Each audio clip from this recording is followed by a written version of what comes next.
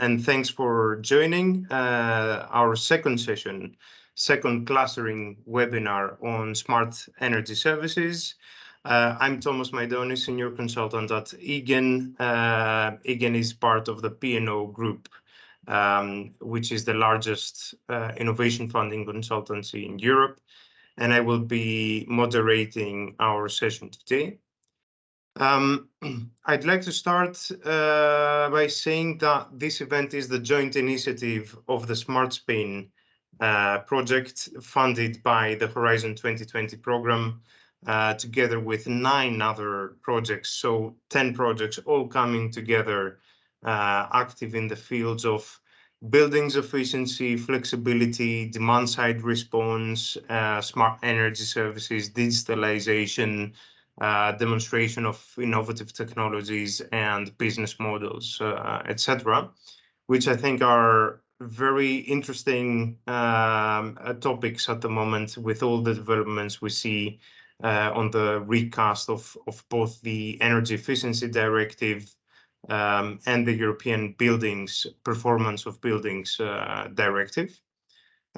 We had Sylvain Robert from CINEA with us in the first webinar, who gave the bigger picture, if you like, on the policy context and institutional support, and he provided some updates on both the recast processes.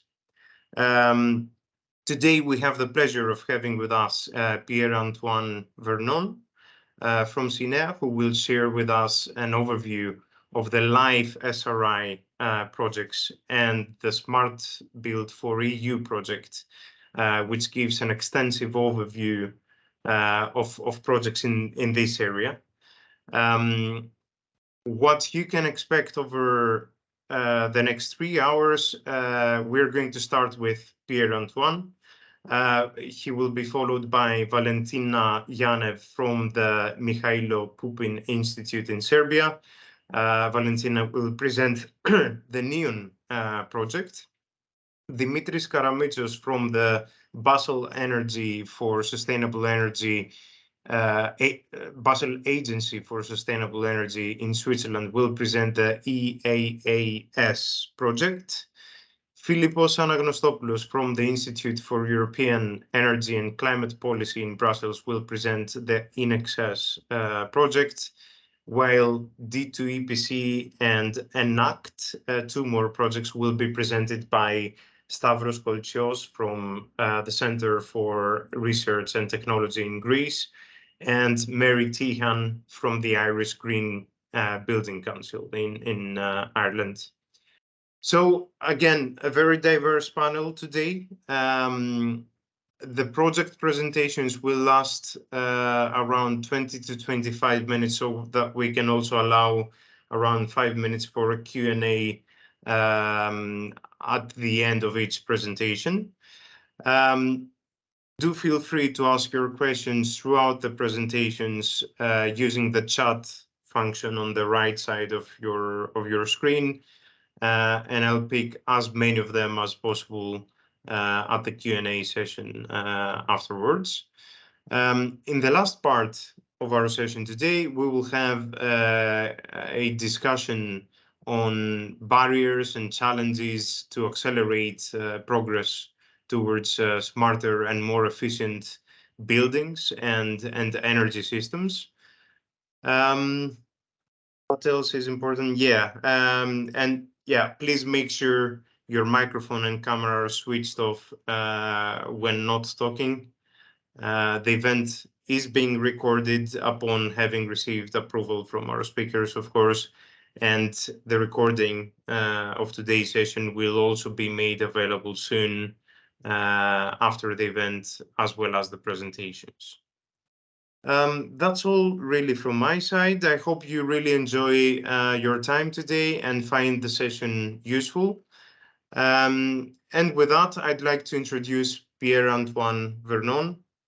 Pierre-Antoine, you can switch your camera. We can see you, and prepare for screen sharing while I'm introducing you shortly.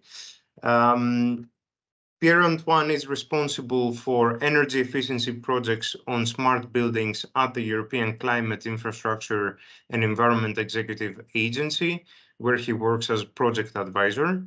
He joined the agency in 2015 after 4 years of policy as policy officer in the field of energy at the European Commission DG Research and Innovation.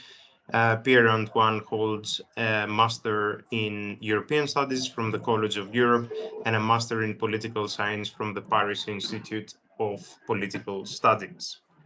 So, Pierre Antoine, the floor is yours. Thank you. Can you see my screen correctly? Yes, we can see that. Okay, thank you. So I will try to present the efforts that have been made and supported by CINEA in the last years on clustering among smart buildings projects and beyond. So first of all, a small time frame of the of what has happened in the field of smart buildings. In the very beginning, in 2018, we were asked by the Commission DG NR about how many smart buildings projects we are funding, and we were unable to reply because it was not a topic, it was not a category. And so we had to carry out a survey of our projects that resulted in an article at the time, and that was later refined. And we found that we were actually providing close to €500 million to across 35 topics to projects supporting smart buildings in various ways.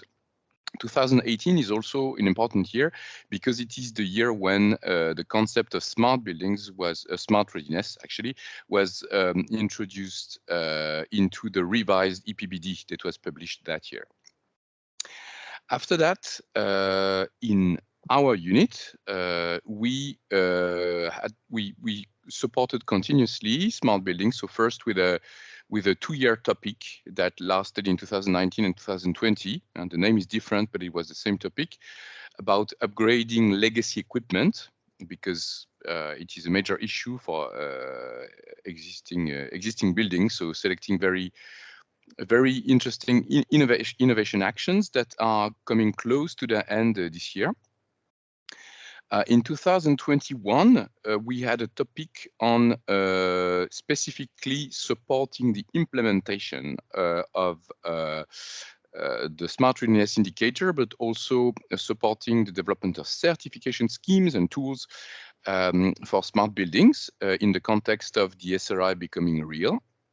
And in 2022, we had the latest topic on further implementation of the SRI and coupled with improvement of energy performance certificates. And this year, 2023, we do not have a topic. We hope that we will see the publication of the EPBD recast. So for the call 2022, the projects are still in grant agreement preparation, so we cannot talk about them. So the ones that I'm going to talk about are the latest ones from 2021. Why? Because we are clustering them, and this is the first of the two things that I would like to talk about. So we selected 4 projects: Easy SRI, SRI Enact, SRI to Market, and Smart Square, spanning across 16 countries, and they will run for 3 years. They started in late 2022, October, November, and they will last typically until spring 2025. The first one of the project is Smart Square, a project that I have the privilege to follow. It is a project about that is based on an open platform to assess the intelligence of buildings, integrating several sources of data, and including several novel ideas for real-time data, artificial intelligence for the SRI calculation, allowing also online self-assessments to the potential users. The idea is to have at the end of the project a tool that covers all the specific types of buildings and really well supported, and with trainings, SRI help desk, and so something robust that allows to perform audits on the basis of existing schemes which do not exist at the moment. And by the way, the SRI has not been really implemented in any country yet. So a very ambitious project in terms of concept. What is particularly interesting is this cost efficiency approach. You have a light online self-assessment tool for people who want a minimal approach, and that's certainly interesting for homeowners who are not professional. And so at the end of this project, I would say logically, they want to formalize what they have developed through standardization, namely a SEN workshop agreement in 2025. And you can see the participants in the bottom of the screen. The second project is SRI Enact, a project that is focusing on almost a third of the European population in terms of number. So they are intending to develop a toolkit to enable SRI assessment to make informed decisions. One of the strong points of this project is the training activities for SRI auditors. Here again, just like Smart Square, it has a very ambitious target of 1,200 buildings in 8 European countries. So really a real promotion effort of the SRI. And you may remember that the Smart Readiness Indicator of the EPBD is an optional tool that the member states can implement or not. The third project is Easy SRI. This project is more focused on the tool for auditors. So here, the project is based on a SRI platform linked to a tool that will go along with guidance and recommendations. They are going to validate the tool via hands-on tests, 20 use cases in different types of buildings, and that's it for Easy SRI. So, and the fourth project is SRI to market. So the focus of this project is very much on public policy, and they picked up on the major item of the topic that was to support SRI implementation.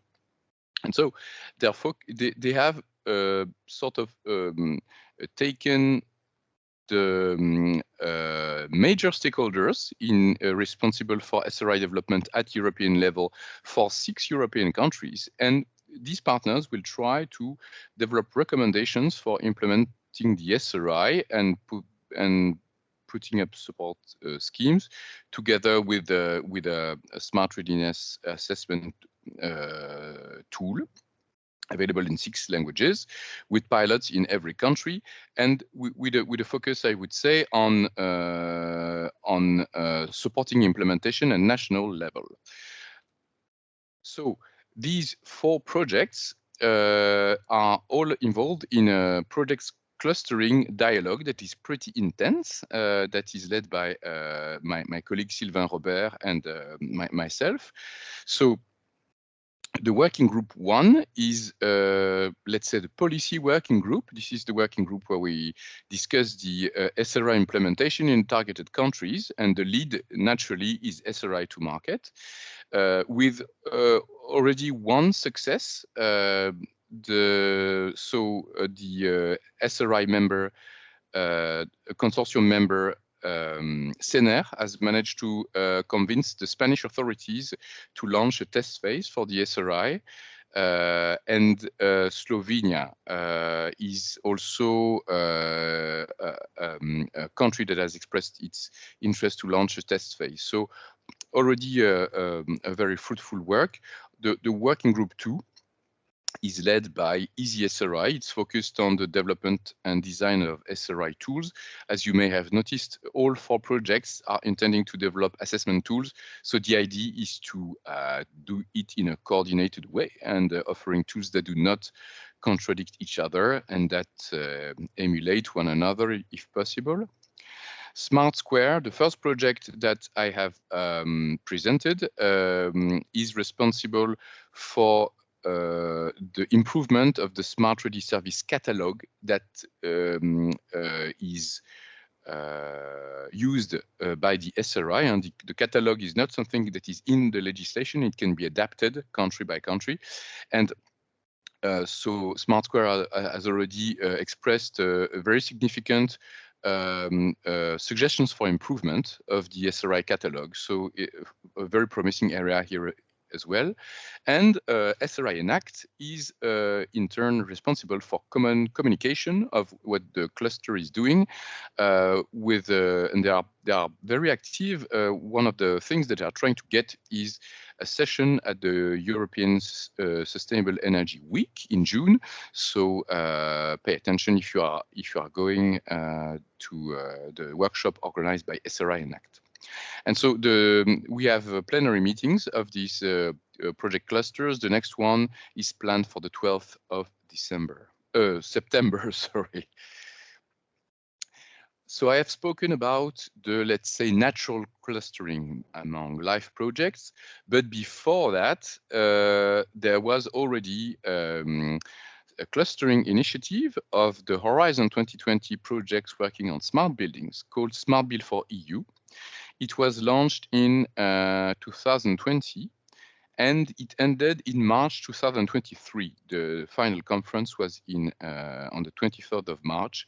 So Smart Build for EU has been a very productive clustering initiative that has provided a lot of results. For example, a database of members of the smart building innovation community, more than 300 at EU level, fact sheets on smartness upgrade for some buildings, the co-benefits of upgrading smartness, so benefits in other areas than smartness. It has set up several working groups on major issues, resulting in white papers that are very interesting and that on which we are using our reflections very often, and future research and innovation priorities for future topics. So the project is ended, but they are intending to have a next round of exchange among the smart building innovation community at the conference Sustainable Places in June, so next month. So just to show you a bit what they have done, one of the things, one of the final deliverables of the project has been this brochure, actually a long report on smart buildings and EU-funded innovations. And you can see on the right that they have drawn up a chart linking the activities of every project according to the categories of the smart readiness indicator. It was a lot of work, and it is something that can be very useful for perhaps your clustering, because it indicates in which area they are active. For example, demand response or energy monitoring or predictive maintenance, for example. And that's it for me. Thank you for your attention. I'm looking forward to your questions. Thank you very much, Pierre-Antoine. Very interesting. And I must say, after having looked at the Smart Build for EU, list of projects and overview, it's quite impressive, actually. And it's quite a number of projects that are very relevant to what we're doing. So I would also encourage from my side to all the attendants and all the projects participating in this clustering effort to really go there and have a look, because there might be synergies and tools, common tools that we can use between different projects. That is exactly what we should be aiming to achieve there. I was interested in hearing you saying that Smart Build for EU will be still presented at Sustainable Places. Is there any way for our projects, or some of our projects today here are already presented in the Smart Build for EU list, but is there still an opportunity to add our projects there, or meaning will there be a continuation of this project, or it stops here? No, the project is stopped, and we are not planning to have a new project to support the clustering among the smart building community. Actually, the work is now supposed to be continued by the ECTP, the European Construction Technology Platform. I can put you in contact with their boss, Alain Zarly, who is also the person responsible for organizing the workshop at Sustainable Places. Okay, that's great. I think we as SmartSPIN, at least, we're gonna have some presence there as well this year. But yeah, I think that's a good platform anyway for all projects to have some presence, because it's very relevant, it's quite efficient, and it's quite a number of projects getting there, so those synergies can be achieved. Yeah, one more question I had for you was with regards to the new life program. Yes. Are there any more concrete news on when we can expect the official launch of the program? I'm not sure, what do you mean? Do you mean the call 2023? Yeah, 2023, 2024. I think it covers both years, right? So for Life Clean Energy Transition, we have annual work programs. So the work program for this year has been published on the 11th of May, so not so long ago. Actually, I did the first National Info Day yesterday about the Yeah. new call. So I invite you to have a look at it. There are several. Actually, there are 13 topics. But in reality, since many topics have many scopes, it's easily 20 topics. Oh, maybe Uli want to. Ulrike, Yeah, thank you, Pierre-Antoine. Since I'm coordinating the work program, indeed, we have 13 topics. We have clustered them a bit in smart buildings. We have, for example, the most relevant for you is is Betareno, where we have a whole subscope on data, how to use data, how to have services, how to use data for services, how to have more robust methodologies for integrating data. So that could be relevant for you. Maybe also relevant, but maybe less. We have also under the topic policy, a section on implementation of the EPBD. There are also data, but if you're talking about smart services, I guess the Betareno is the one that is most relevant for you.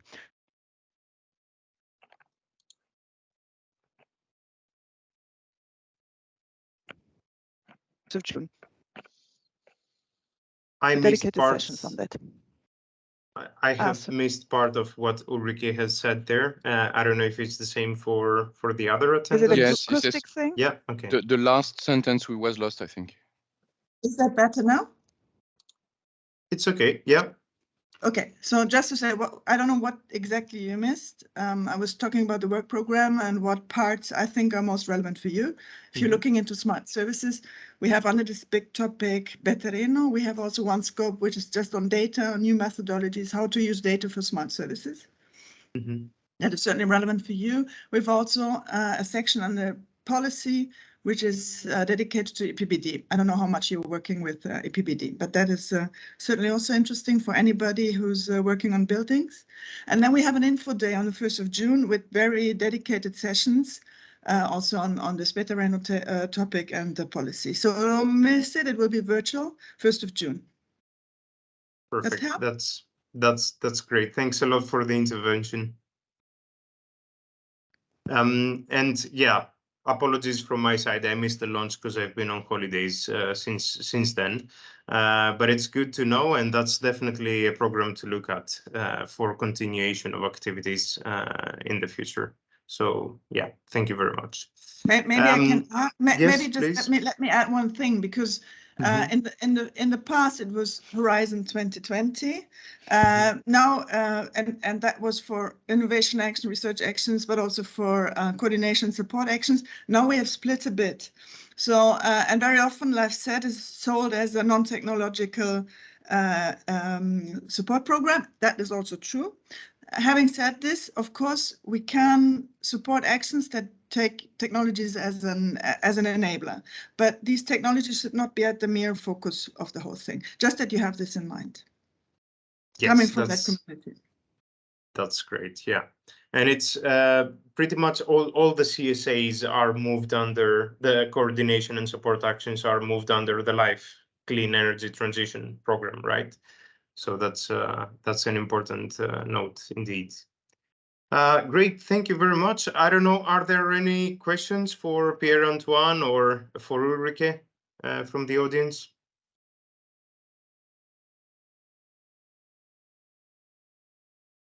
If not, thank you very much, Pierre-Antoine.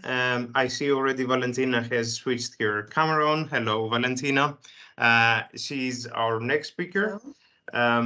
Maybe you can prepare Valentina for screen sharing while I'm shortly introducing you. Dr. Valentina Yanev is a senior researcher at the Mihailo Pupin Institute at the University of Belgrade in Serbia, and associated professor at the Belgrade Metropolitan University. She has extensive experience in research, software systems development, and maintenance in different industrial domains for clients from Europe. Currently, she serves as the technical coordinator of the NEON project, which she will present today, coordinator of the Synergy project, and pilot leader in the Platoon and Omega X projects. So the floor is yours, Valentina. So thank you very much for giving me this opportunity to present NEON, and also maybe to add some about our activities also in Pupin. Institute Mihailo Pupin is one of the oldest and biggest in Serbia and in European projects. We serve as integrators, as providers of analytical services, data-driven services, artificial intelligence algorithms in different domains, but we are involved, as you mentioned, in several European projects currently. So Synergy and Omega X and are the projects where I'm involved, besides NEON. So I will talk about the overall vision of the project, and I would like to point to the pilots because the motivations and objectives and the partners in the project are indeed organized around the pilots. I will, as my background is ICT, so technologies, I can provide more information about the NEON platform as that we are hosting here in Institute Mihailo Pupin, and also activities around integration of the services that are provided by Institute Mihailo Pupin, but also other technical partners. So this is my somehow expertise. In the last 4 years, I'm involved in energy domain. Previously, I was involved in other domains. And I will talk about lessons learned and point to barriers identified in NEON, and we can go on with the discussion later. So NEON exploits building energy efficiency, renewable energy generation storage, and demand flexibility to improve the performance of energy systems and enhance the quality of life for European citizens. It's a coordination support action started in September 21 and will finish in February next year. We are 13 partners from 6 countries. France, Italy, and Spain, where the pilots are also located. Cyprus, Switzerland, Serbia as providers of technologies and help to the pilot side. So the partners here are really networking around the objectives of the pilot. For example, Albedo and GFM, they have ambition to take the role of ESCOs for the pilots they are managing, gridability as well for one of the pilots, and Angie, who is a coordinator, is also has one of the pilots in NEON. So the activities in NEON indeed has background in the Directive 2019 on internal market for electricity that provides legal and business foundations to enable faster market uptake and facilitate energy communities for residential and non-residential. So mainly activities in NEON are around the services that are needed. So services in technological services that are needed for the ESCOs. And also we are networking with stakeholders. So a lot of our activities around the stakeholders. So the workshops that are organized, a series of workshops, are indeed eliciting requirements from building owners, from occupants, and also from municipalities, because one of the pilots is in Berhida. We have the municipality involved as well. So one package is devoted to financial instruments, and also one package is devoted to integration, so technical integration, and one more package is devoted to the market activities, so the platforms or technologies that are needed on market level. So we would like to mention that we have adopted the ISO 50001 standard we are trying to adopt for the approach. We are planning the activities first. We would like to implement, to do some interventions, energy efficiency interventions in the pilots, then to check what we have done, and then to act, and also in a circle to do this improvement in activities. So pilots are municipality of Berhida. So it is Berhida is a village on the north of Sardinia in Italy. We have 300 inhabitants, 3,000 inhabitants there. So a lot of smart activities on installation of smart meters took place not in NEON but in other European projects. So we are starting from the infrastructure, and we are trying to see what we can do next with the available infrastructure. So how the ESCO services can be demonstrated here. Then in residential blocks in Domaine de la Source, it's a village in the French Alps where the ambition is to achieve 100% self-consumption. And this small, indeed, citizen energy community is composed of 3 different buildings, and with the ambition to extend the community on the neighboring houses. Industrial Park Las Cabezas in Spain. It's in Villa Canes, city of Villa Canes in Toledo in Spain. So here we have indeed GFM as a partner with ambition to become a scope for this industrial park. Currently they have installations, but they would like to upgrade and form a virtual power plant for this community, and also to extend the community to the neighboring residential area. And then Business Park Stay in City in France, composed of two industrial buildings of ENGIE and another industrial building, where they would like to extend the energy community and offer their services.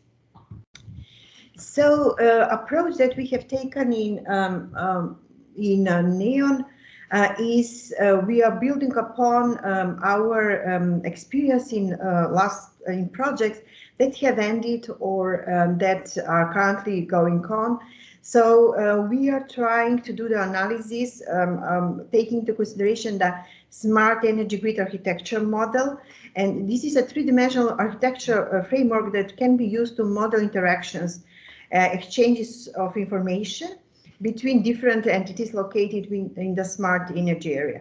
So here, very simply, a representation of what we are doing in NEON.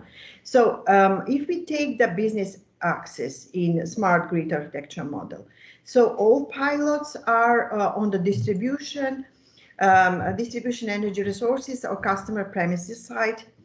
The blue circle or ellipse here is Berhida, because Berhida pilot, the municipalities serve as a DCO.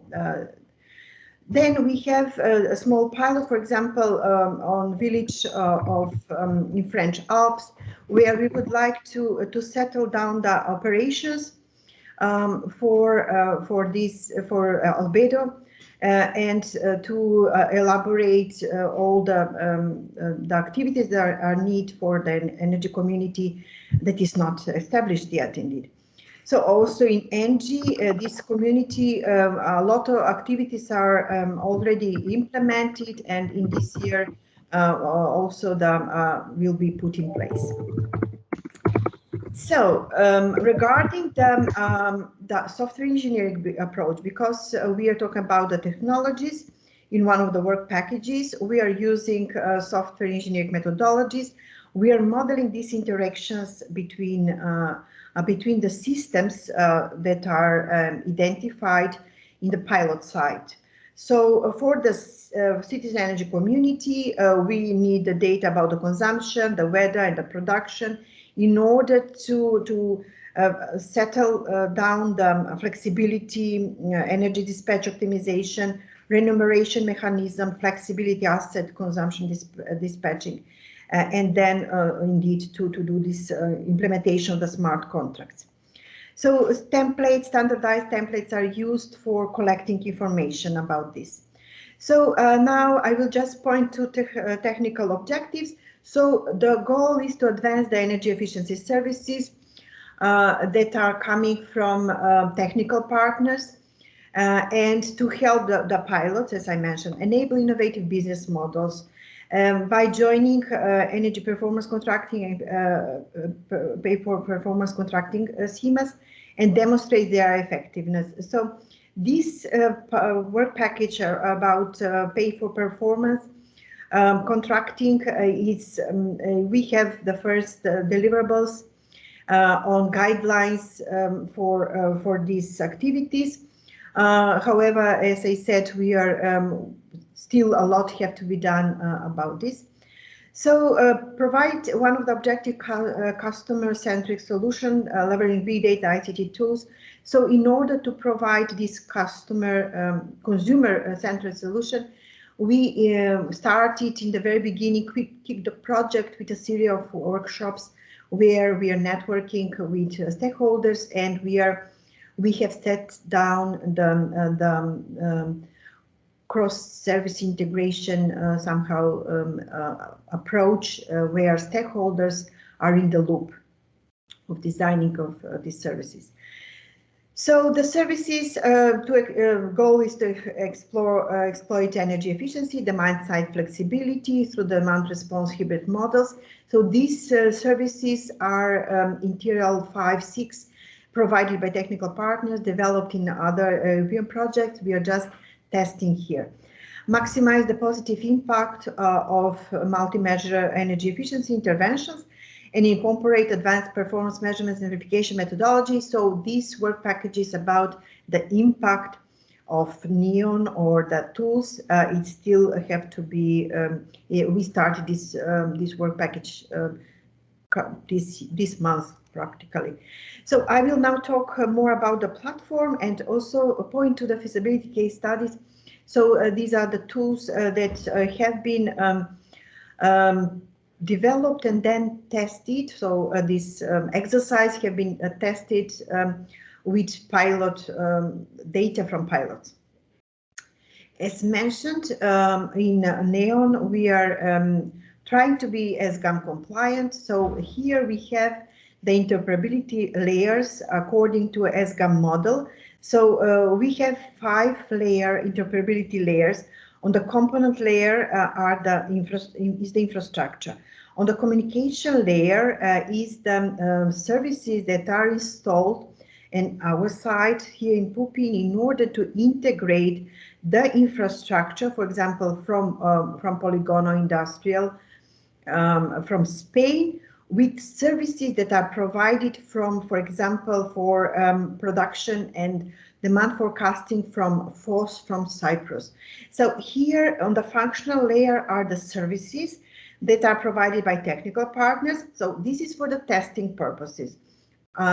For sure, for once the ESCO have installed the platform, these services can be on their side, so this is the ambition of the partners that would like to become ESCOs. On the business layer is the Presume platform by one of the partners that implements the distributed ledger technologies. And currently and up to now, elaboration has took place for the Berhida pilot. So we don't know how this Presume will be adopted to other pilots yet. So here are some of the roles of the partners. So these services that I have mentioned are developed in Work Package 3. I don't want to go on. So these tools and services are, as I said, for maybe some of the services are with TRL 5 coming from other projects. And here in NEON we have a small improvement of the services, although this is not an innovation project, it's a coordination support action.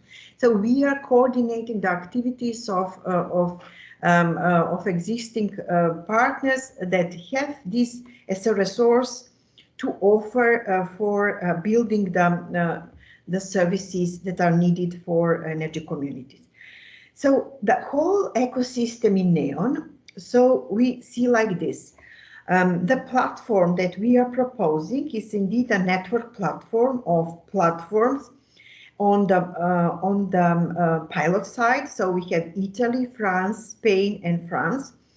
And we have platforms or servers on Pupin side, so first server in Pupin side.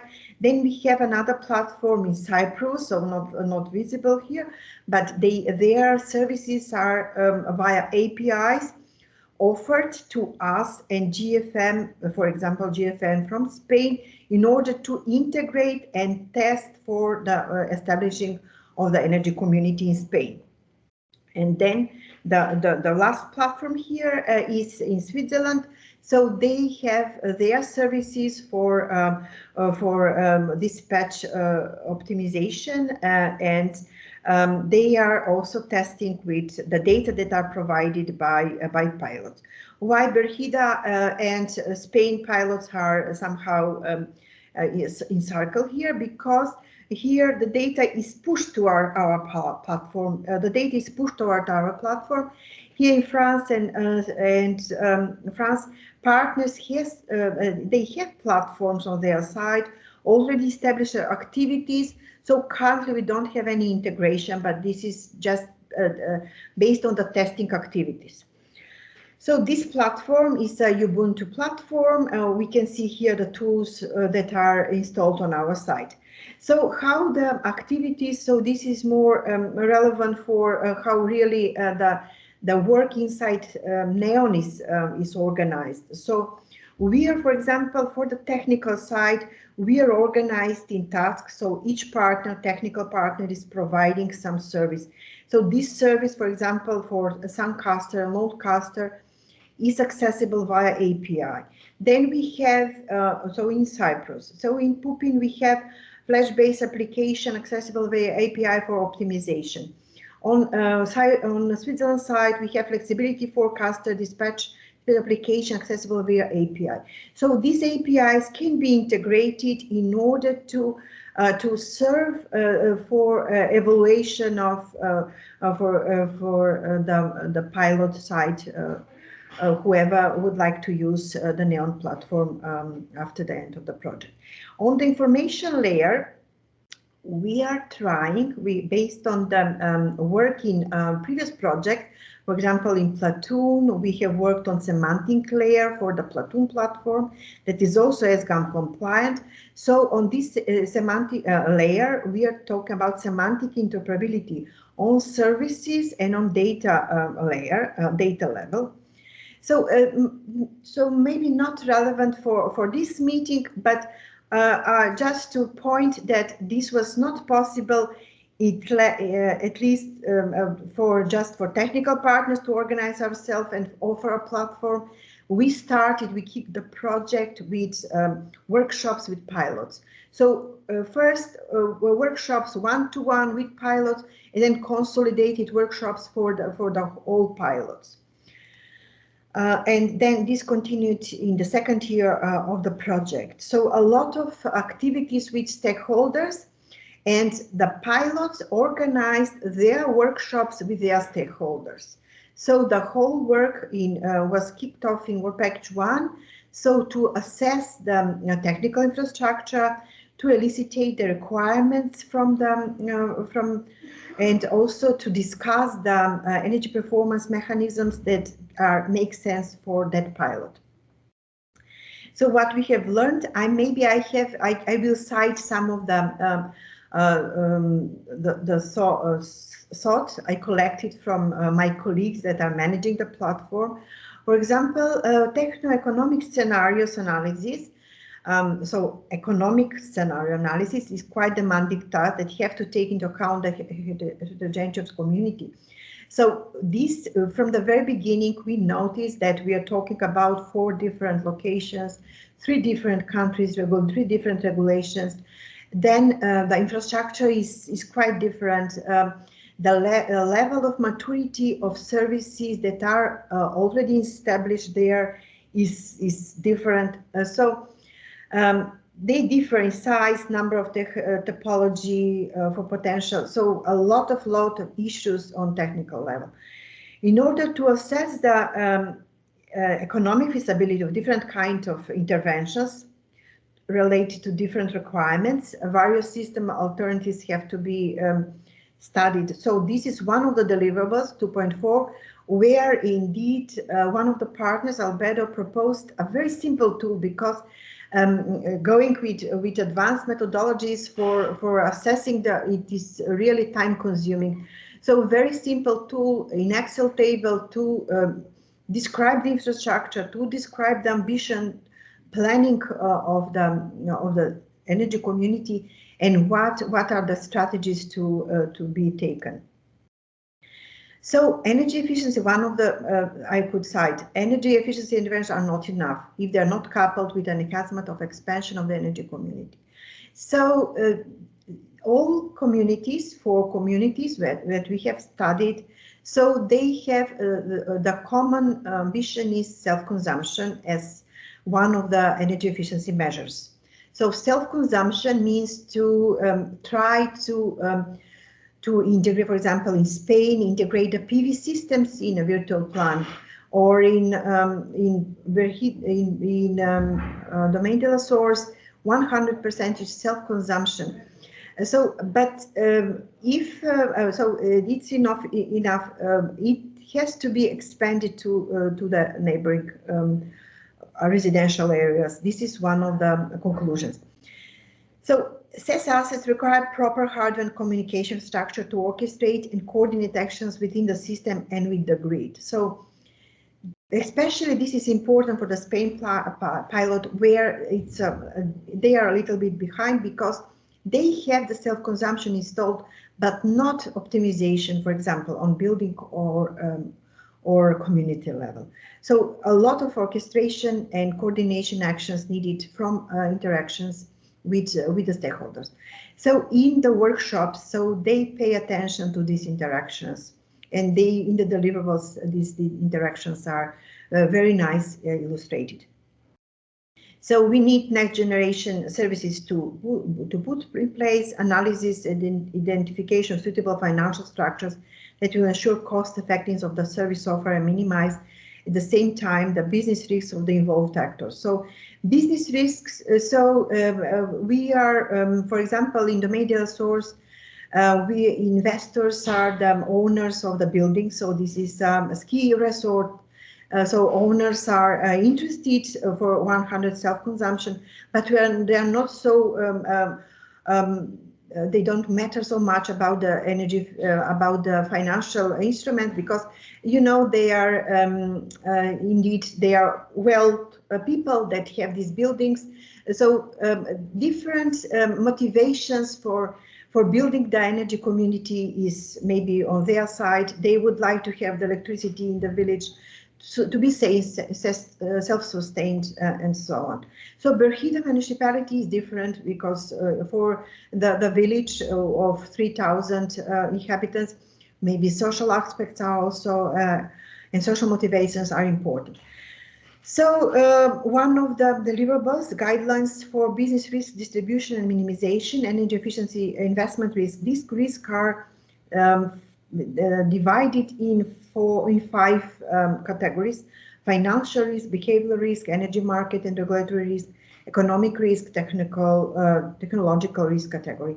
I was not so much involved in this, so if there are any questions about this risk category, I would like to point to the authors of this deliverable. So barriers, we will talk about these barriers later. So investment in infrastructure. Valentina, yes? I'm very sorry to interrupt. May I ask you to cover the barriers during the interactive discussion later on, Sure. so that we can have it a bit, you know, more of a round table type of discussion? Sure, sure. If that is okay for you. Yes, I'm monitoring the time all the time, so I think we are well on time now. Me too, and I'm getting a bit stressed with it. Thank you very much for the presentation. I see Luciano, the coordinator of SmartSPIN, has his hand raised. So Luciano, please go ahead. Thank you, if you Thomas. have a question. Thanks. I wanted to ask what's the approach taken in NEON for the demand response hybrid model? It sounded interesting, and probably I have heard it also in other projects, but I wanted to know what's being done in NEON.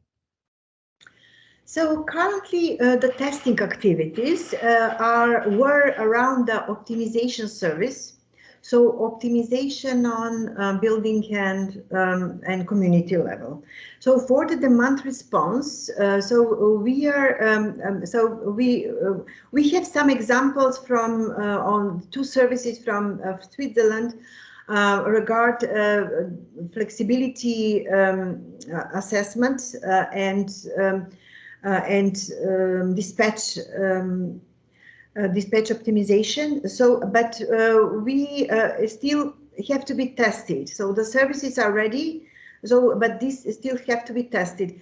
Who is motivated is the Spain pilot. So we have taken the Spain pilot data and integrated with the platform in Switzerland. But what is the impact of these services? We haven't assessed yet. Okay. Okay. Thanks. Well, and one question from my side, Valentina, what we see typically in industries, in industrial processes, where we go to implement energy efficiency measures and flexibility measures for flexibility services, is that, you know, the more flexible we make an industrial process, the more we lose in efficiency. Or the other way around, if we want to optimize efficiency, then there's little we can do with flexibility. Is it similar on a community energy level, or you feel the resources, the nature of the resources is very different to those of an industry, and therefore it's not a problem in your view? I really don't know. So I really don't know because we currently, the work that was done in the pilots is around, for example, in Berhida, installation of the smart meters, integration of the smart meters with or with the NEON platform. Optimization strategies. So how, as I mentioned, for the how the flexibility will take, I mean, profit on the efficiency measures. We have high ambition to achieve energy savings to 30%, but I really don't know. Okay, that's fine. Thank you very much for your presentation. And I think with that, I don't see any further questions in the chat. So I think we can move on to the next presentation by Dimitris Karamitsos. Hello, Dimitri. Good morning. Good morning, Thomas. How are you? Nice to see you again. Dimitris, I will give a short introduction about you. You look for the share button so that you can share your screen. Dimitris is a senior energy efficiency business developer specialist at the Swiss organization Basel Agency for Sustainable Energy, with more than 14 years of professional experience in the field of energy, entrepreneurship, and sustainable technologies. He has experience in business model innovation, valuation principles, and project execution. Within BASE, Dimitris plays a key role in accelerating the deployment of servitization worldwide, including the cooling as a service model. He's part of the founding team of the Servitization for Energy Transition Alliance, aiming to further engage both private and public markets to adopt the model and accelerate the path to a more climate resilient and circular future. Thank you very much for being with us. Please go ahead. My pleasure, Thomas, and many thanks for that introduction, and also thanks to Valentina for the very interesting presentation earlier on. And keen to know a little bit more also of the work you've been doing in Switzerland, because we are currently also expanding this model in Switzerland since the beginning of the year.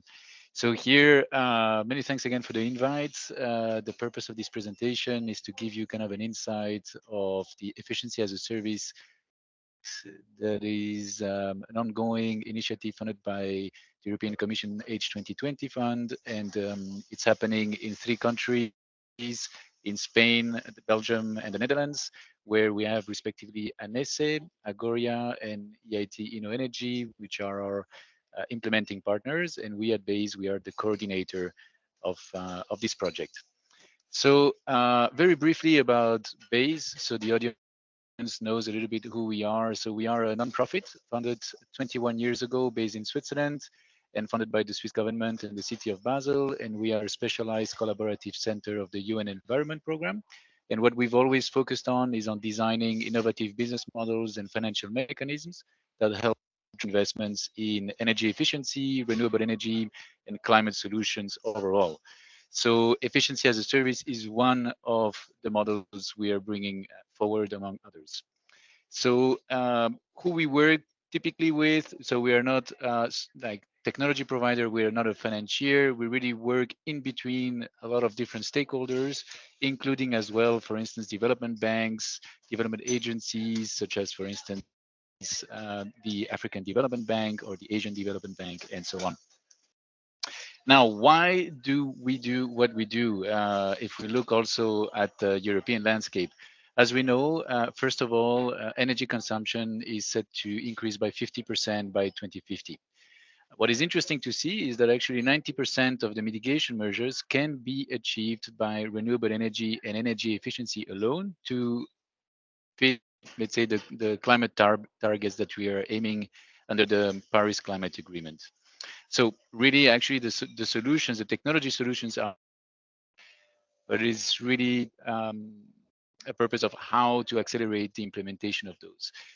And very interestingly as well, we see that 35% of the solutions can actually be achieved by energy efficiency alone. However, to reach this, we need more than 2.4 trillion US dollars of annual global investments to stay below the 1.5 degrees target.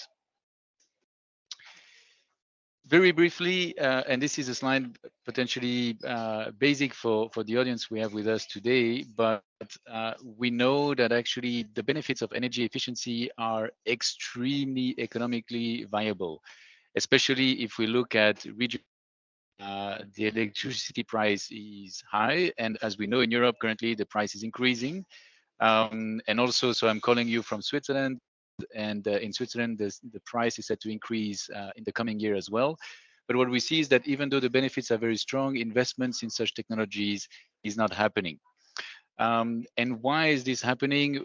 We see that typically it's due to, especially across Europe, you have several factors that happen, but one of them is technology complexity for customers. So how do you integrate new technologies connected to systems that are more energy efficient, but also the upfront price of such equipment. So customers are reluctant sometimes to invest technologies that they are not really sure of the return on investment of such technologies, and they prefer to invest into their core business. And this, even though what we see is that actually the upfront investment cost of such technologies is just a tiny fraction of the entire total cost of ownership of such assets. So sometimes, for instance, if we look at technologies such as cooling, it can be as low as 10% of the total cost of ownership of an equipment in cycle of 10 to 15 years. So what we do at BASE, and also that's the purpose of the initiative here, is to decrease actually the risk perception of customers towards those technologies. Risk perception, which are connected to performance risk. So really, like, do you reach actually the percentage of efficiency gains that are aimed, but also supply chain risk, maintenance risk, hidden costs that may occur on systems that as a customer you're not aware of. And so we work actually on shifting this green bubble that you have here on a high risk perception towards lower risk perception.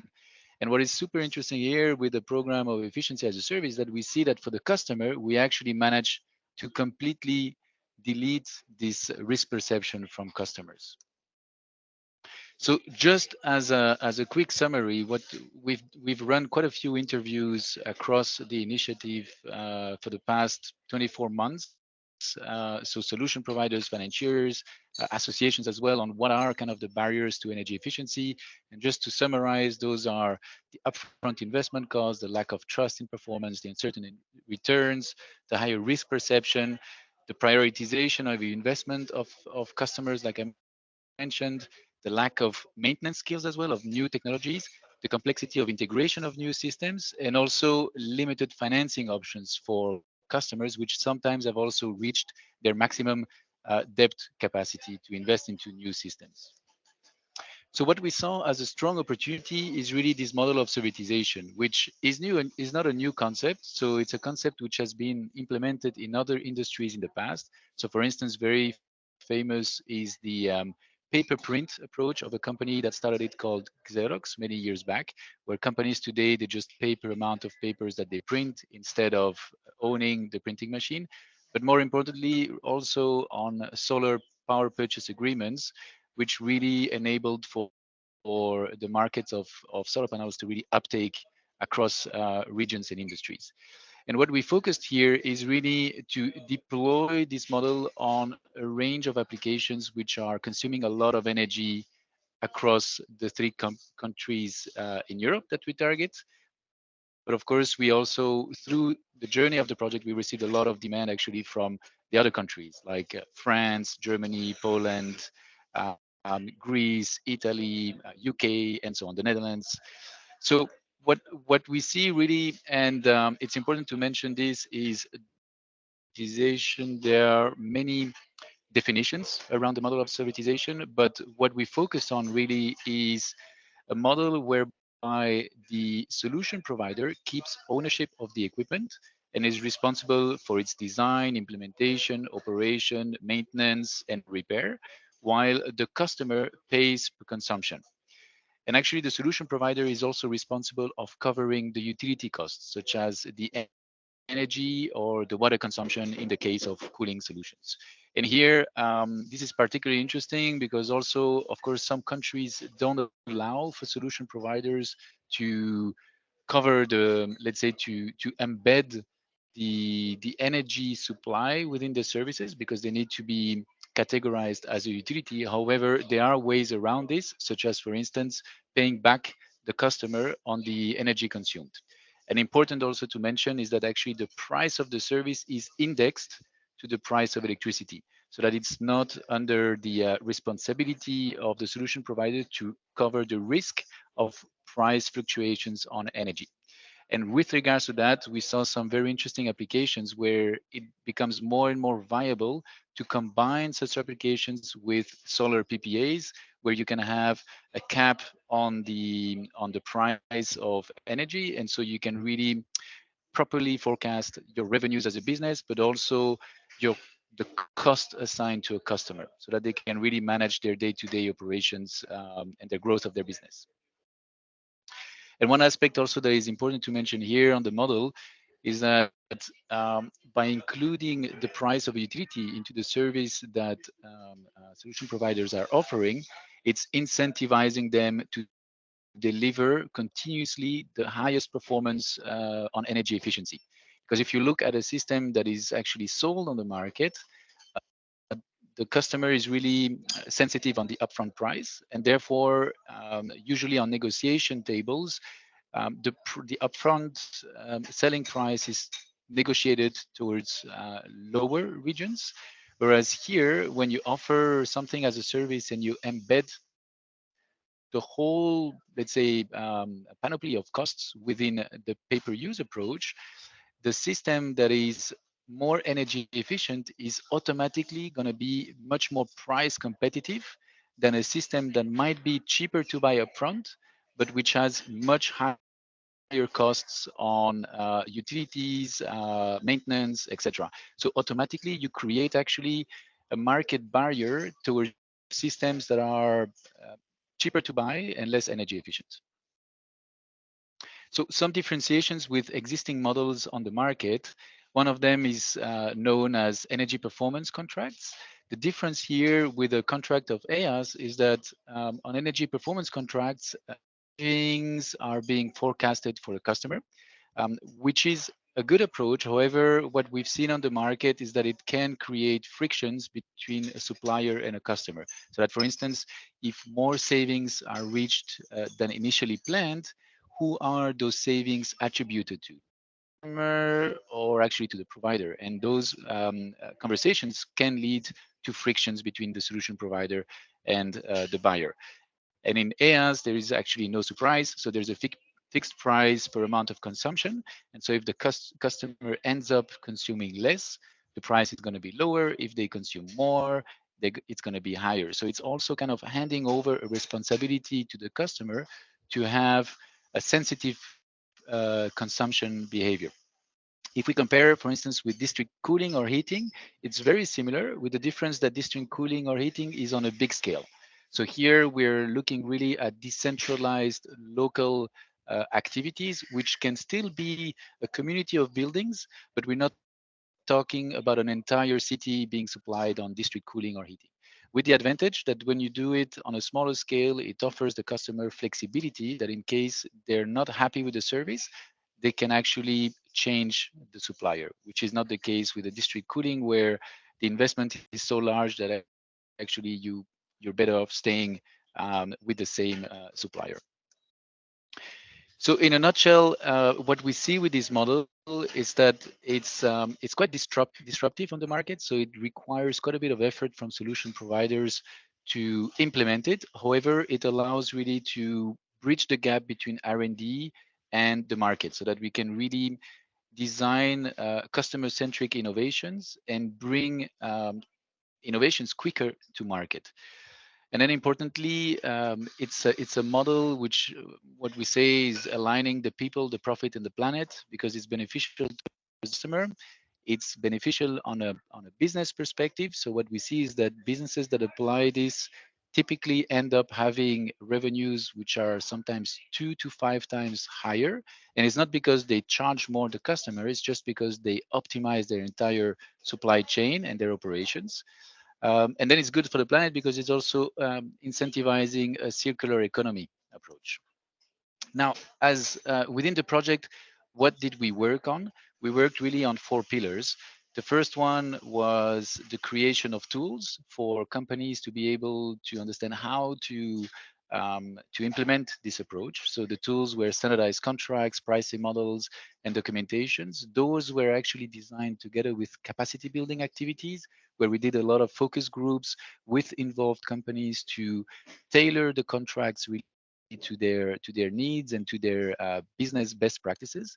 And then we had some projects which you will see later on the slides. It was also the purpose of this project to build a pipeline of projects of EAS, but also to visualize and to detect who might already be doing it and expose the results of those projects.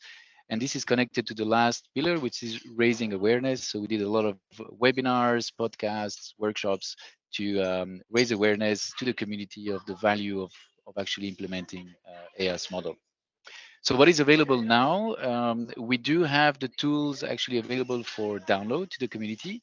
So you can download the explanatory documentation on how the model works, the risk mitigation guidelines and the EAS contract and the price model. What are the benefits for the different stakeholders involved in this model? So these are a summary actually again of interviews processed through the journey of the project. To run quickly through them for the customers, we see that it's of course the no capital expenditure, the reduced OPEX approach, a service which is completely off balance, which can be beneficial on tax perspectives. The customer has no more performance risks. There's a full outsource of the service. They can focus onto their core business, but more importantly as well, it's a way for them to decarbonize faster and to meet their SDG goals. And this really in a dynamic process, because again, it is in the benefit of the technology provider to increase energy efficiency and to reduce their climate footprint, because it makes business sense. So if we look at the technology provider, the first point, I already mentioned it. So really deploy this full potential of the technology. But very interestingly as well is to have these continuous predictable revenue streams, which for financiers is something that in the past years is extremely appealing, to unlock value in digitalization and to bring additional value to customers really by service instead of simply selling equipment and spare parts. For investors, it's the opportunity to place green funding, to become the front runners in a new trend, which is really bringing a lot of impact on the climate. It's to invest into assets generating stable cash flows, but it's also an opportunity for them to place sustainable finance services, which a lot of financiers are now developing. So for instance, variable cost of capital depending on certain KPIs that are reached by their customers. And for the banks, very importantly as well, is an opportunity for them to decarbonize the scope 3 and really to obtain data on impact. I'll quickly, on the purpose of time, I'll run quickly through this. It's some of the financial mechanisms that help to customers, so solution providers, to recapitalize on their assets. Because when you sell a contract as a service, of course, it changes your cash flows on day one of contract signature as a solution provider, because you don't get the whole capital upfront. So there are certain ways and certain mechanisms to agree with financial institutions that enable you as a solution provider to recapitalize on your assets. So here is an example with the sale leaseback model. Another one is by building a special purpose vehicle, which enables to bundle opportunities of customers together, and for financial institutions to have, let's say, a more appealing costing approach to invest into such projects. And here, similarly also to the previous mechanism, you can also include a guarantee or an insurance to ensure some of the risks that might occur in such a project. So to run quickly through some examples, this one is outside of Europe, actually. It's a program we had running in parallel than efficiency as a service called cooling as a service, which is a project signed in India, in Pune, where a customer signed 2 contracts with providers. One was what we call a cooling as a service contract, combined with a solar PPA contract. And especially in a country where the grid is very dependent on coal, that led to super strong value added to the customer. And here, what we've been measuring today actually is an improvement of more than 20%. So actually the customer on latest updates has 35% increase in energy efficiency gains, and the system is completely powered by renewables. Here is an example we saw in the Netherlands, which is more on the residential side, where Eneco supplies heating as a service to customers, and they basically guarantee just a constant temperature and an amount of hot water per day for a specific fee to the customer.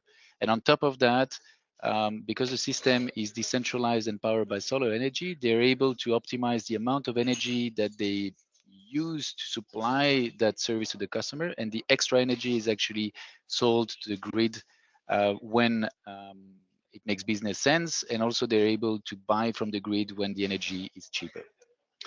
And here is a very recent example from a partner in the EAS program, so Danfoss, who signed, established actually a joint venture in Sweden to supply refrigeration as a service for supermarkets, whereby the deal that they offer to supermarkets is an all-in-one service solution where the supermarket just pays a fee for the amount of refrigeration consumed, and that includes everything from installation, operation, maintenance, repair, and also end-of-life retrofit of the system. Now, this project was actually installed the 1st of March last year, so we're still waiting for some updated figures on what has been the improvements on efficiency gains, and just to obtain some of the latest data on this application. Now, on the last 2 minutes, I'll run briefly on what we're working on next. So this initiative of efficiency as a service is coming to an end in 6 months. Actually, we had a small extension of the program just to collect more results of the project. And together with the partners, we agreed to set a global alliance, which aims to actually institutionalize the work done in efficiency as a service.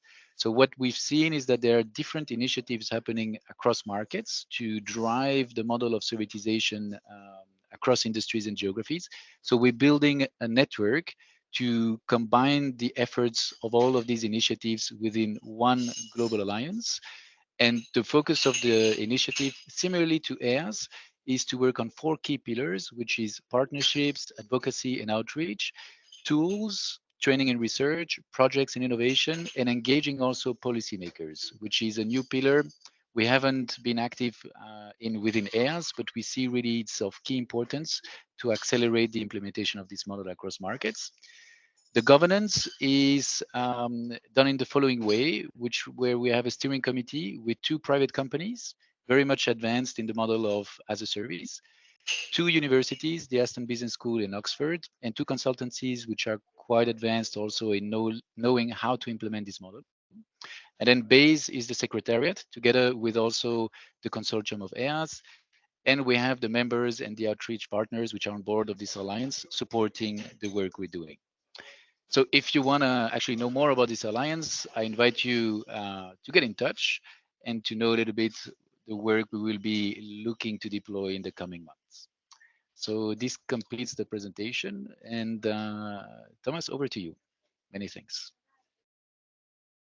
Very nice. Thank you very much, Dimitri. The question I had is with regards to the pay-per-use model. Basically, it's very clear to me that the owner is not the customer themselves, right? But then is it the technology provider? Is it the financier? Or is it your organization? Who actually owns the equipment? Yes, so it depends. It's definitely not our organization. So we are more kind of the middleman that supports the different stakeholders to do this. Sometimes it can be the financier, especially on the two models you've seen, the sale leaseback or the SPV, where actually the provider sells the equipment to the bank and leases it back from the bank. So basically the asset goes in the books of the financial institution, but it's not owned by the customer. Now, there are some options that can be included contractually, whereby if the customer really wants to own the equipment at the end of the contract duration, they can actually buy the equipment at the end of the contract. However, the reason why we also include this clause is because a lot of customers, they are reluctant still not to own an equipment. So it builds trust for them to know that potentially they can buy it at the end of the contract lifetime. However, what we've seen currently is that for all of the customers that are engaged on an as a service approach, at the end of the contract lifetime, they don't want to own the equipment. They want to rather extend the service contract. Okay. Yeah. Luciano. Yes, first of all, I have a comment regarding, you mentioned the EPC and have said that one drawback of this EPCs is that if the savings exceed the guaranteed threshold, the parties don't know how to share them. But indeed, there are some templates that include like a shared saving clause in case these savings would exceed the threshold. So this problem has been solved, I think. So my question and what I wanted to ask you is the following, but including if the ESCO is including the energy supply into the contract, then the contract would become an energy supply contract. Okay, this also is a type of contract that at least in Ireland is well established. So I wonder, because the European markets for the ESCO services most of them are not very well developed, whether this would be kind of a less transparent solution for the end users, for the consumers. So if they would see that the change of supplier with a supplier that offers a more complicated service. So you said like the price would depend on the amount of energy consumed. Would be something that probably more difficult to promote because usually the consumers have no trust in the ESCO or small companies that want to deliver energy efficiency. That's the question. Okay. Yes, regarding your first comment, you're right. So there are on energy savings for EPC contracts, there are clauses that can be included to manage this. The challenge also that I didn't mention is that an ESCO model, first, I'm not saying it's a bad model. I'm just saying also from the energy savings estimations, it's sometimes tricky for providers to do that. So it requires a lot of effort, and sometimes it's also tricky to implement just because of that. But it's definitely a solution in some markets. What we see also is that for markets where providers are already offering EPCs contracts, it's a very good, let's say, market to go the next step and to do as a service model, because they already have the experience in delivering and in selling to the customers an approach which is new than just purchasing the unit and which is based on a shared savings type of contract. So those customers that sign those deals are actually good customers to leapfrog to the next step, which is on a as a service approach. Now, regarding transparency of costing on the as a service approach, it's actually what we see on the market, and the feedback we get also from the customers is that actually it's even more transparent. Why? Because the customers actually, they have the opportunity that if they modify like their consumption pattern, they see dynamically their consumption going down, because actually the service, the digital service offered to the customer, typically they offer like a digital platform, right, where the customer sees day by day what's their consumption, name it either offered as a energy full package or also their carbon footprint. So for instance, we have one of the partners. So one of them is Danfoss, but the other one is active in Singapore. they have this kind of digital interface where the customer logs in and they see day by day, okay, compared to yesterday, this is how much consumption you're doing, and this is the reason why, and that's your carbon footprint. And if the next day they go down, then they see that they're going down, etc. So it's incentivizing them in, at the end of the day, the counter benefit of the provider who's there at the end of the day to sell more. So for them, it would be actually beneficial if the customer increases consumption.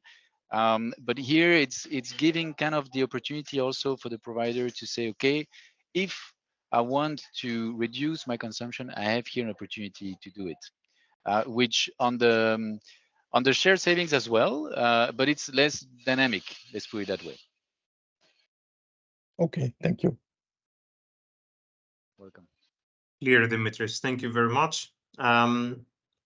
Any questions? I don't see any further questions in the chat, which means we're free to move on to the next presentation.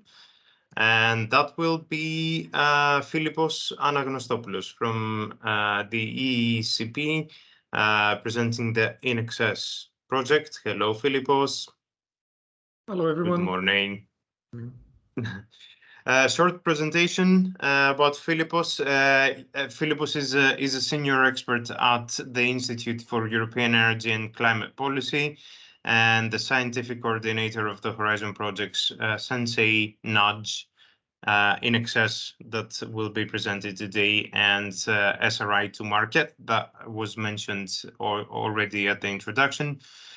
His expertise rests with the formulation, implementation, and evaluation of climate and energy policies, and more specifically with energy efficiency in the building sector.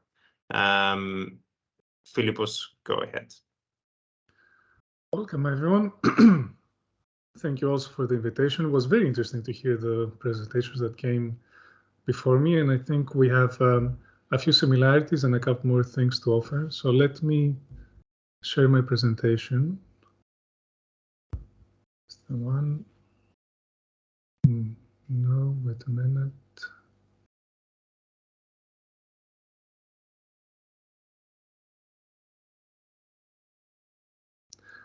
No, that's not the way. We see your screen. Yeah, but I want to change it into presenters mode.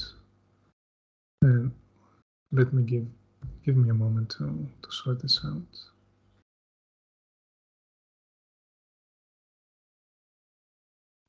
Here we go. Okay, so I guess now you see the usual screen. And now, do you see the presenters or the regular one? The regular one. Perfect. Okay.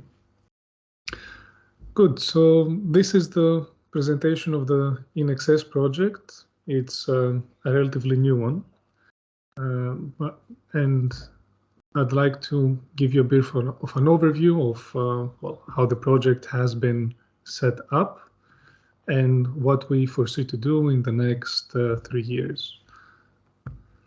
The full title of In Excess is Innovative Energy Efficiency Service Models for Sector Integration. It kicked off about 6 months ago. It's funded by about 2 million euros, and it includes 7 partners, 7 in several countries, 12 organizations. So as you see here, we have a utility, for example, in Greece, an energy agency in Germany, an energy cooperative in Spain, and a number of technology providers or university labs and research institutes that support the overall project. To give a little bit of maybe a background of the project and also a summary of what we do, I want to mention that this is, of course, placed in the context of the clean energy transition that requires big changes in how we generate, transmit, and of course, consume energy. So within all the policy drives and the technology drives, we have seen that public and private actors have been playing a crucial role to promote new technologies and to also shift existing business practices. However, we still have a number of barriers of economic, regulatory, political, technological nature, also behavioral, that really hinder the adoption of these new technologies, for example, energy efficiency or renewable energy. And to overcome these barriers requires to develop either new business models or adapt existing ones, develop perhaps new markets for sustainable energy service, improve processes, value chains, and adopt also new technologies like distributed ledger technology, which we use a lot in excess, smart meters, and so on to make a more integrated energy system. So what we want to do with InXS is to deploy some more integrated energy services. And one way that we will be doing this is to tokenize energy data, so energy saving data, but also flexibility and renewable energy generation to incentivize the various market actors and also to allow exchange of information and perhaps the development of new business models across market segments. One thing that we'll be doing is that we aim to improve the implementation of energy efficiency obligations, and we do this by having a service that really enables obligated parties to have more energy savings that can report, and we aim to do this in a rather automated way. And on the sideline, of course, to increase system benefits and other non-energy benefits. So the project is set up around three very main objectives. The first one aims to develop sustainable energy services by conceptualizing and also creating business models and contractual schemes. Now, these models integrate a number of technologies, including traditional energy efficiency, renewable energies, also in a distributed matter, charging for electric vehicles, demand response, smart heating and cooling management, and a few more. The objective is to really integrate these into coherent offerings as required by various regulations and within the constraints that we currently have of financing, consumer preferences, and so on. The second objective is to take these new services and actually deploy them. We want to deploy them and validate how these technologies behave in real-world environments and how they integrate across sectors. So we want to implement these technologies, and we want to use digital interfaces, mainly Internet of Things, sensors, and so on, mobile applications, of course. And a very new element we're bringing in is distributed ledger technologies for energy transactions, and also the use of smart contracts and distributed digital identities.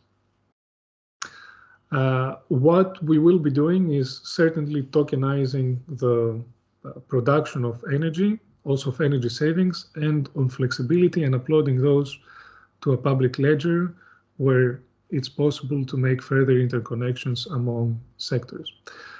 And thirdly, we want to replicate these smart energy services. And we want to do this by engaging various product developers, actors of the energy system, perhaps startups, and a number of policymakers, because we find that there is also the need to change a few things in the market design. So here we will be aiming to transfer, in the third stage of the project, transfer the expertise that has been generated in business models and have policy roadmaps that help, break down some barriers in the market and promote the adoption of these technologies. Now, to mention briefly the intervention logic, first of all, we do start with a bottom-up approach, and here we focus on scenarios, business scenarios that currently exist. We want to analyze and review these energy services and understand their character and the unique business models, what are the legal requirements, the existing cost structures, the existing revenue streams, and how this contribute to energy and non-energy benefits. And then we go into a phase of redesigning.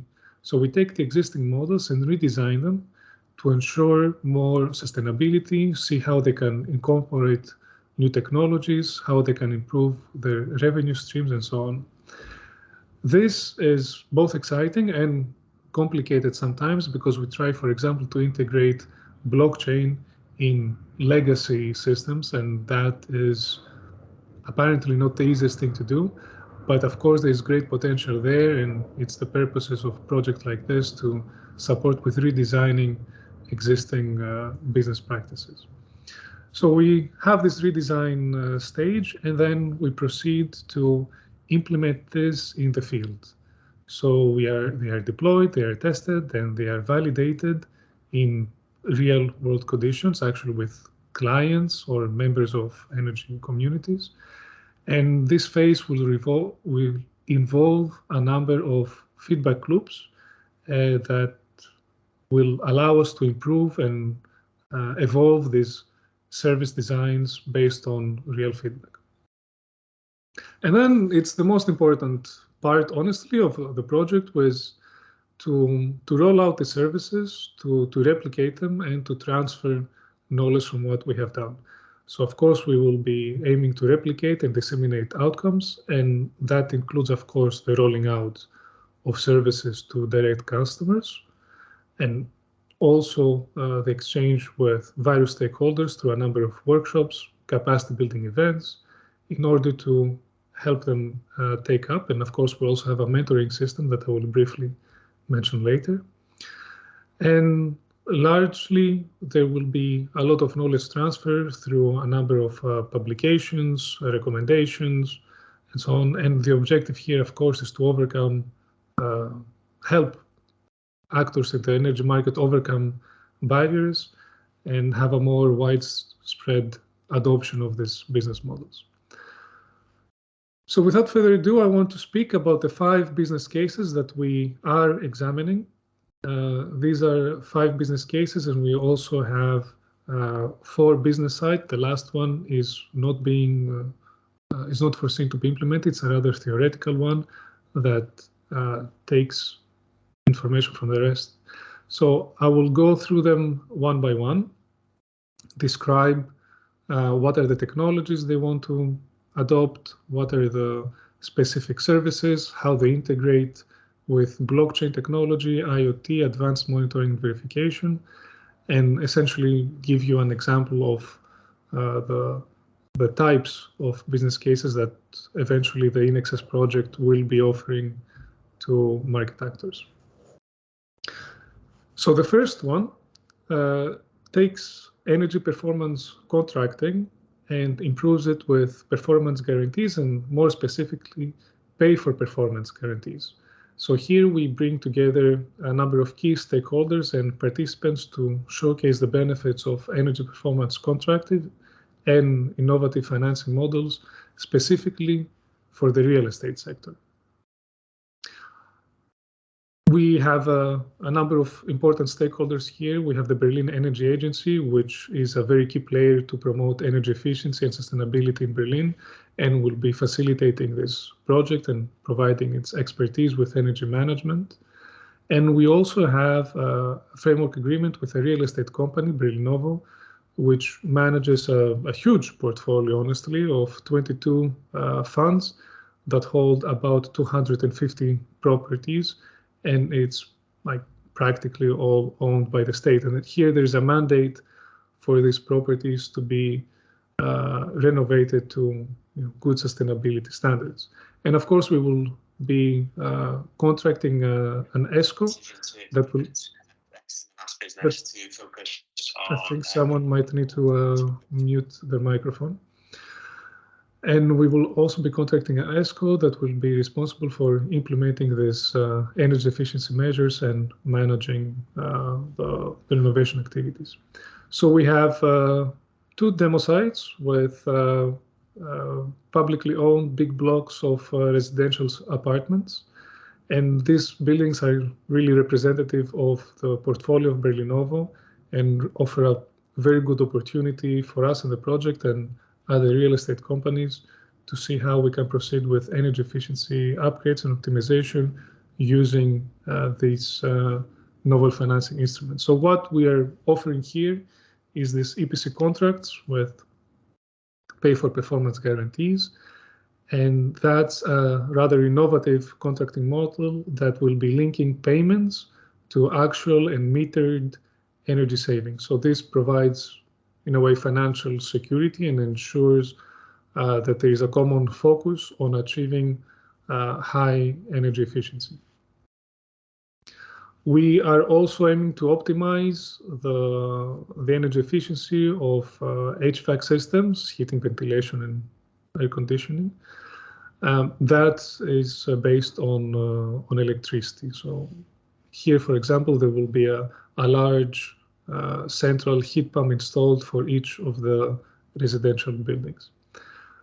In terms of infrastructure, of course, we'll be using smart meters to monitor the energy consumption in real time and enable also the measurements that will help provide the pay for performance guarantees.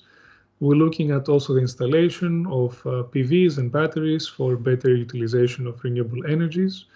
I mentioned the installation of large capacity heat pumps, and also we're looking at installation of EV chargers.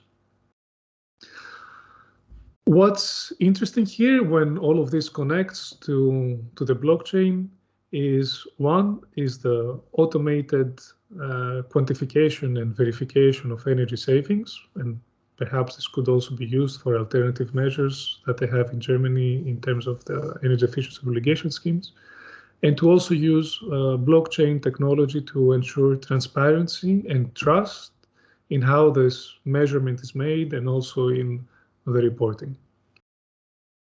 Another thing that's not really here, but what we want to do is to make smart contracts out of EPC contracts. So smart contracts are contracts, essentially code that's automatically executed and lives on the blockchain, that take EPCs and also pay for performance guarantees and allow those to be executed on the blockchain.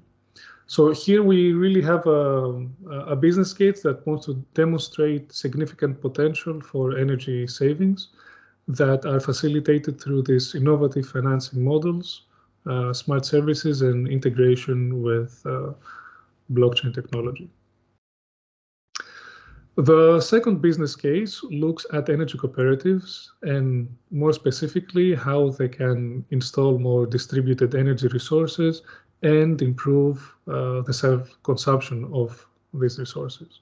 So here the main stakeholder is Enercoop, which serves as the driving force behind this demo and is both an energy cooperative, a supplier, and the DSO, and of course has quite a few members. It has over 15,000 consumption points. You could almost think of those as 15,000 households, and they include residential, commercial, and also some industrial customers.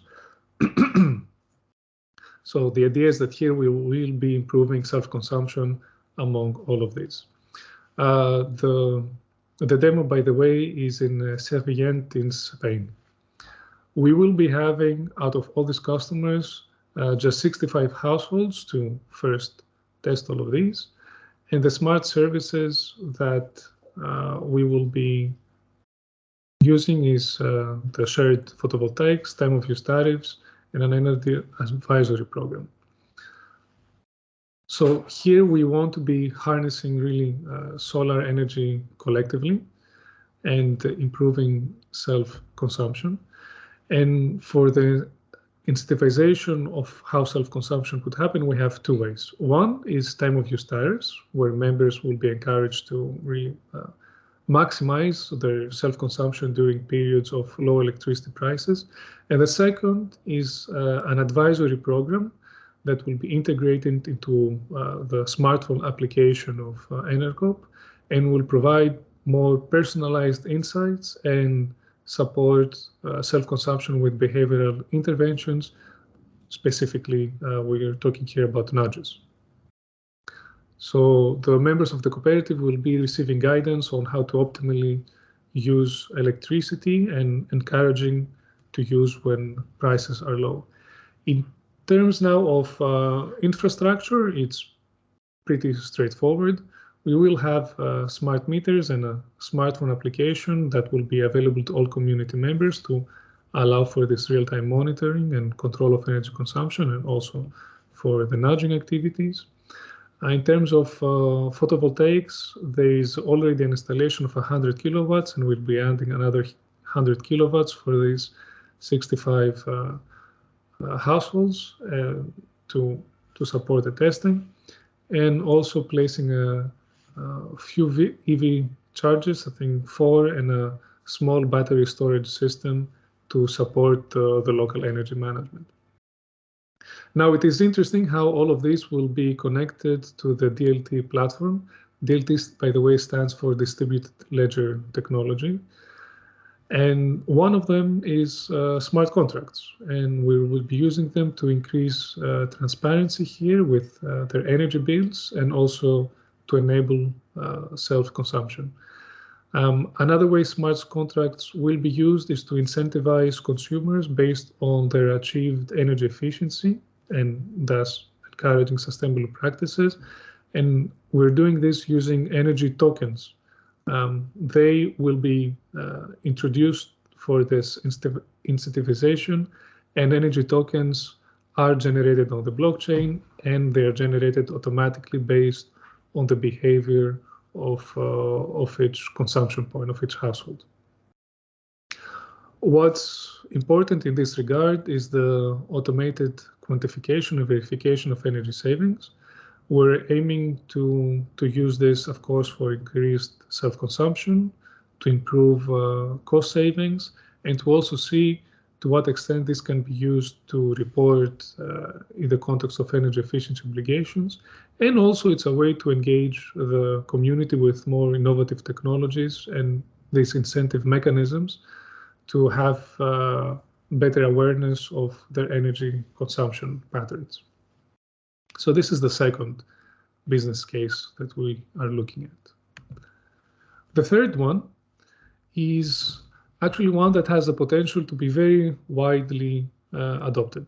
Here we're looking at buildings with old natural gas boilers that don't really have the financing capabilities to make huge upgrades in their systems. And we're looking at simple solutions, essentially an add-on device on the natural gas boiler to improve how efficient it is, and also create some flexibility services. Apology for the silence outside if you can hear them. So in this business case, we will have a few demos in 5 big cities. All of these are clients of the energy supply in EGEN and are supported by the technology of Domix when it comes to efficiency with legacy gas boilers. So all of this will be benefiting from the following really services. One is the energy efficiency improvement of gas boilers, and we will be here leveraging real-time weather data forecasts and aiming to have up to, I think, around 30% energy efficiency in gas consumption. And of course, this has significant cost savings for participants and the reduced carbon footprint. And of course, then EON can also be claiming this savings in the context of their energy efficiency obligations. And also we're aiming to have real-time flexibility.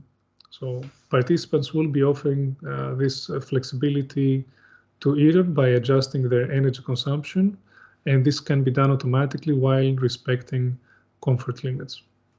It's important here to mention that we're looking to expand the solution not only for gas, but also for electricity. Specifically for gas, we also aim to have a better technical support of the boiler by through the IoT controller that will be able to detect faults of the boiler and thereby have more timely maintenance. And in this way, we improve the optimal performance and reduce downtime of potentially older boilers. In terms of infrastructure, we'll be using, of course, a small IoT controller that will monitor and control the space heating systems. We have smart electricity meters for more accurate data on energy consumption. A smart home application, of course, is built in with nudging features to encourage energy-saving behaviors and have better user engagement. And finally, we have this energy management platform that will integrate both electricity and gas data to enable a more holistic energy management for the specific households. Now, all of this, of course, also connects to the distributed ledger technology platform. And one is, of course, as we mentioned in previous cases, the automated quantification of energy savings and how this can be offered in the context of energy efficiency obligations. And here I have to mention an important driver is a requirement that at least part of the savings in the context of the Greek energy efficiency obligation scheme must be metered. Second is the transfer of the existing contracts with Heron and with Omics to smart contracts. So we'll be examining how to use a type of pay-for-performance contract that is based on achieved energy savings, and also make sure that consumers are rewarded for their energy efficiency efforts in an automated way. This, of course, again, here is done through the energy tokens that will be generated based on the energy efficiency savings, that customers are able to achieve based on the settings on their mobile phone and how they use their boiler and heating. I'll rush a bit further because I see we're running out of time. So the fourth business case is based on the service offering of Hyven, and this is really an energy management company that has developed a system that optimizes the use of electric vehicle charging and also HVAC systems.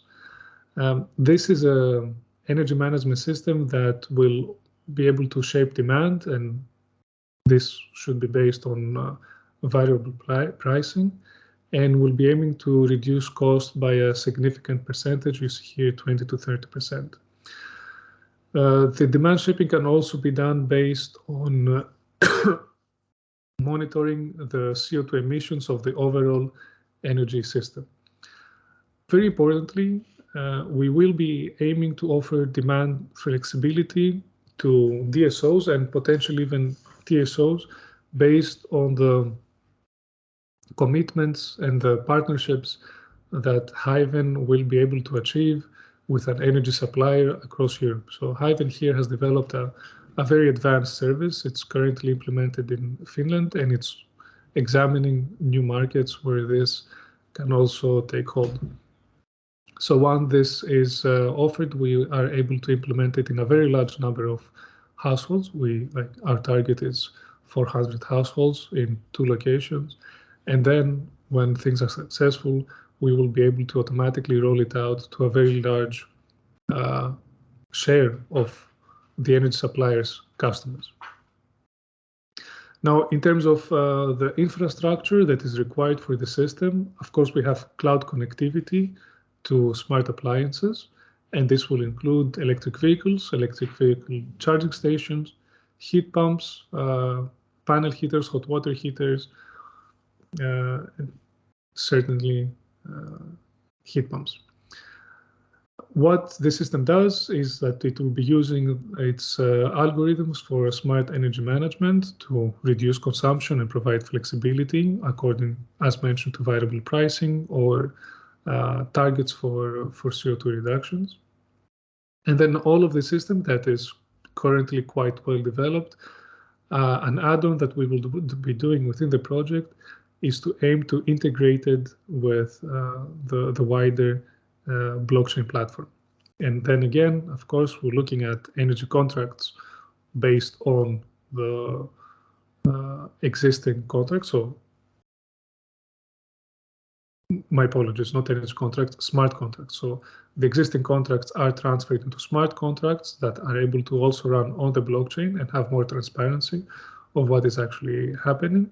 Again, the quantification of energy savings in the context of energy efficient obligations and the incentivization of users based on energy tokens. Then we have a last more theoretical. Philippos, for the sake of time to manage to stay within 1 more hour, can I ask you to complete your presentation in a couple of more minutes? I need 2 minutes. Perfect. Yeah. So the last one is rather a revolutionary concept for the energy sector. It's practically a virtual power plant that uses mostly demand-side measures and aims to promote energy retrofits and flexibility services. We're quite excited that we are able to develop this. It's not going to be implemented because it's apologies, quite new as an idea and technology. We have some early examples of this being front-run in the US. But here what we want to do is to also try to bring this essentially virtual energy efficiency power plant. It's also decentralized. We want to try to bring it onto the blockchain. So it's a rather futuristic concept. And a little bit on how all of this connects really.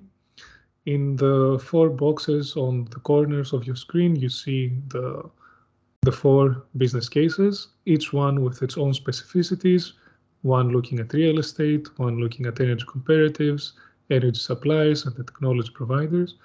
And all of these are providing smart services, and we want to connect them all to what I was mentioning earlier, the central part of this project, which is a decentralized data exchange of the Energy Web platform. And once data are there, it's easier to allow for financial institutions to have a better monitoring what's happening, governments to also monitoring the evolution of energy efficiency obligation schemes, more actors in the energy market joining in and supporting the services, and of course third-party providers that are able to really do their thing with all the data that is being available here, either offer services, improve existing services, and so on. An important part here is the use of digital IDs. And these are IDs that can be added to all of these specific devices that we will be using.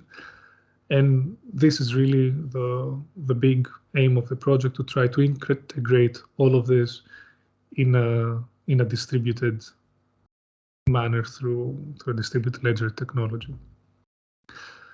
Lastly, what everyone can expect when all of this is nearing its end is to have a more practical transfer of our experience. We also aim to have mentoring specific stakeholders. So every business case, we have 2 or 3 organizations that will act as replicants of what is being developed, and we want to have it in a small number to be well focused and allow for this mentoring approach.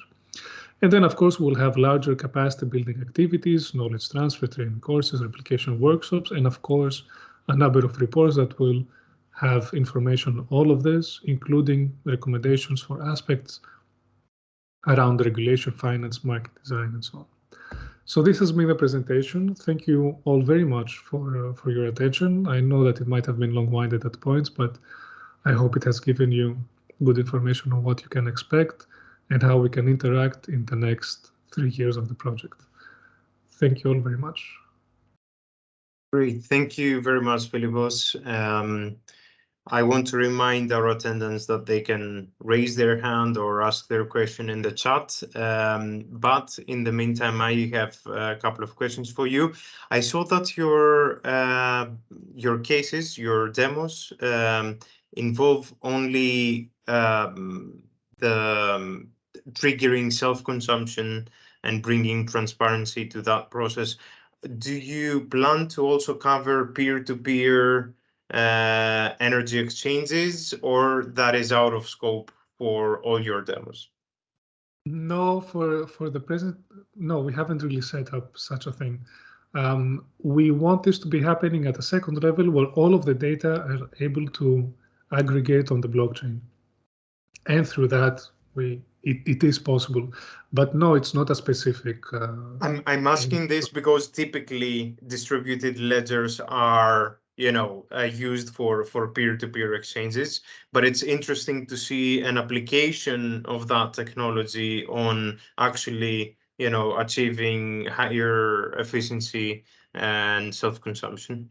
Yeah. So that's great. Definitely. The focus here was more to actually manage to bring existing market actors and legacy practices onto the blockchain. So it's a challenge, but we will see how well we can actually. When are the demos planned for? They are starting really their setup already as of next month. So you can expect them towards the end of the year to be up and running. Okay, brilliant. And I imagine it is then when you will be able to actually verify that the approach of bringing the blockchain into the game actually brings more transparency to the process between the involved parties, right? Indeed. And Okay. yes, and it will be also an iterative process because we've seen that one-off doesn't work. We will need to do a couple of back and forths before it actually manages to work. So all of this is foreseen in how we have our intervention with this legacy activities. Great, Philippos. Thank you very much. And we're looking forward to your next steps in your project as well. Thank you.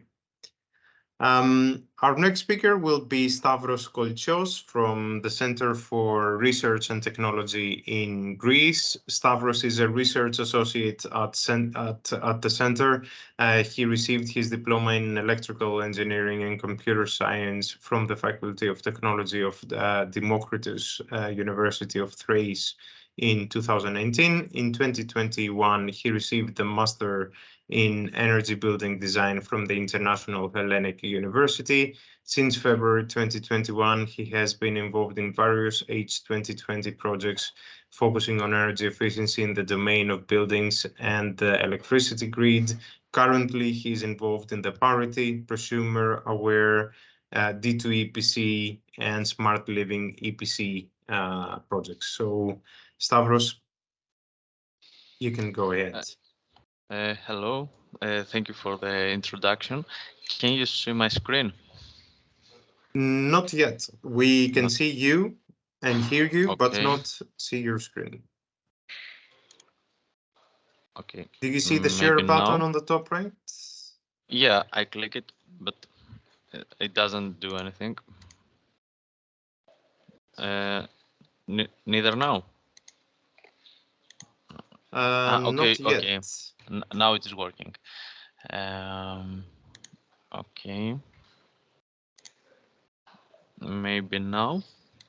Yeah, perfect. We see it now. Okay. So we have seen quite a few interesting presentations. I will try to be equally interesting. Our project D2 EPC has a full name, Next Generation Dynamic and Digital Energy Performance Certificates for Enhanced Quality and User Awareness. The project is Horizon 2020 project, which has a duration of 3 years. It has started at the September of 2020 and it ends at this September. The consortium consists of 12 partners from 7 European countries. We have 3 research centers. Our center, CERT ITI, the Kaunas University from Lithuania and Frederick University from Cyprus. 5 SMEs, 2 standardization bodies, and one industrial company and 1 energy association. The project is based on 4 basic pillars, 4 objectives, you may say. The first one, and the most major, is to introduce and establish the concept of next generation dynamic energy performance certificates. The expected impact in this case is to empower the regular calculation and issuance of an operational certificate in order to eradicate the misconception that an energy performance certificate is only a legal document that has to be issued once in 10 years, and we don't use it. It doesn't have any further use. This objective is also focusing and has been developed for a European-wide deployment. The second objective is to further the scope of an energy performance certificate apart from the energy-related aspects and introduce some extra parameters related to the smartness of the building, the SRI indicator, the life cycle assessment, the life cycle costing, and the indoor air quality, the indoor environmental quality. Why we do it? We try to facilitate the understanding of the building's energy performance from the end user's point of view and improve the user friendliness of the energy performance certificates. The third scope is to introduce the BIM-based digital twins coupled with state-of-the-art IoT ecosystem. In this essence, as we have some sensors and meters to calculate, to monitor the operational state of a building, we try to go one step further, and by having also its BIM model, the 3D representation, along with some extra information, we proceed to the building digital twins. In this case, we enhance the building documentation practices because we have all the related information concentrated in one central place, and we managed to integrate the actual operational data from buildings within one unique documentation procedure, which is also leading to the issuance of EPCs. Finally, by having all this operational data, we are in the position to make some AI-driven assessment and provide recommendations for improving the energy efficiency of the building. Energy efficiency is not the only scope, as we aim to tackle the optimal human comfort within the indoor environment. By providing this recommendation, we help both the engineers and the end users to make some well-guessed decisions and planning for the renovation of their buildings and foster the energy saving consciousness. In our project, we have 6 use cases, 6 pilot buildings, starting from the EGEN Smart House here in Thessaloniki. It is a 2-story building. It has a mixed type use, both residential and half of the building is also used as offices. It has various state-of-the-art equipment on it and some PV installations. And the second building is a multifamily residential building in Berlin. In our third use case, we go to a tertiary building, the offices part, mostly to examine how our solutions can be implemented. A tertiary building is also on the fourth use case.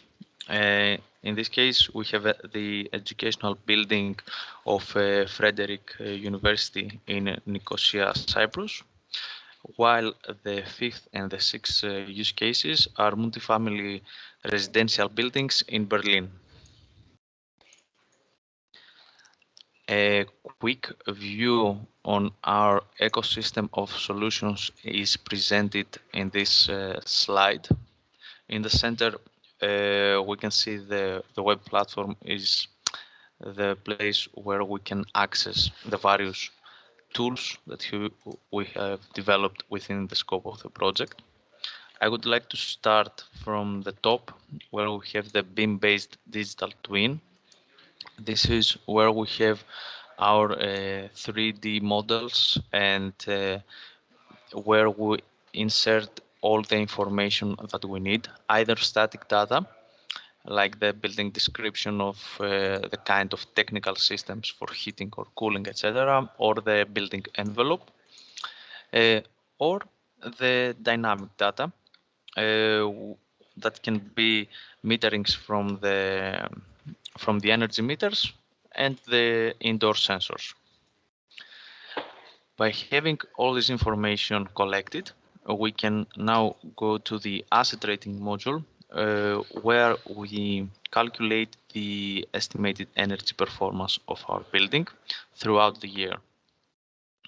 The operational rating performs the same stuff, which is having the annual energy consumption of our building, but not with calculated values, but with measured values. The building performance module makes all the extended KPIs calculation, the SRI, the LCA, indoor air quality, and life cycle costing.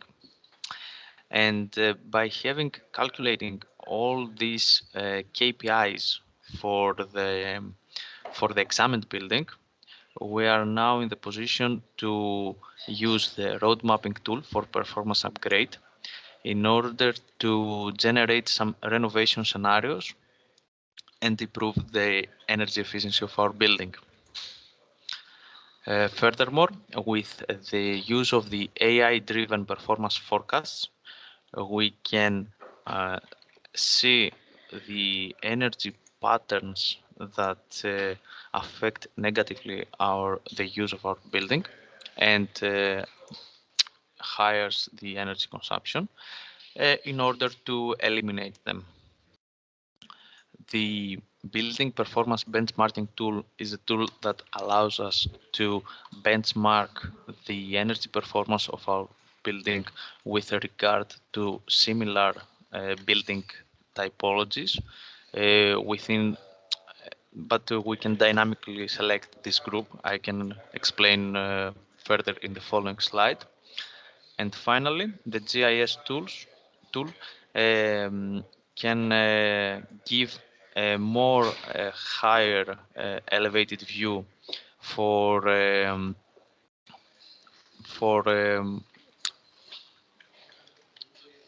end users like authorities to see the general energy performance of building within an area or a larger scale. Now I will explain further each tool, how it operates and what we expect from it. Starting again with the BIM-based digital twin, we have a common place for integrating data from BIM files, the user inputs, IoT data, as well as data from web APIs. As you can see in the picture at the bottom of the slide, firstly, we take the BIM model of the building, which has all the static description, the 3D models, and all the information about the envelope and the technical systems. And then we integrate all the information from the IoT devices. And then we use it to as an input to the AI algorithms in order to have a clear view, a digital replica, let's say, of our building's operation. As the BIM and the IoT have different documentation practices, we use a data model that we have developed for managing and standardizing the data relationships within our building models. Also, this data model facilitates the near real-time data updates. Proceeding to the asset rating module, here we use a common European-based approach to calculate the energy consumption of any building type. Our approach is based on the EN ISO 52000 series of standards issued in 2017, and it is also indicated within the EPPD. The tool performs quasi-steady state monthly calculations, starting by calculating the energy demand of the building, then the delivered energy to the building in order to cover the energy demands, and then we calculate also the primary energy impact of it.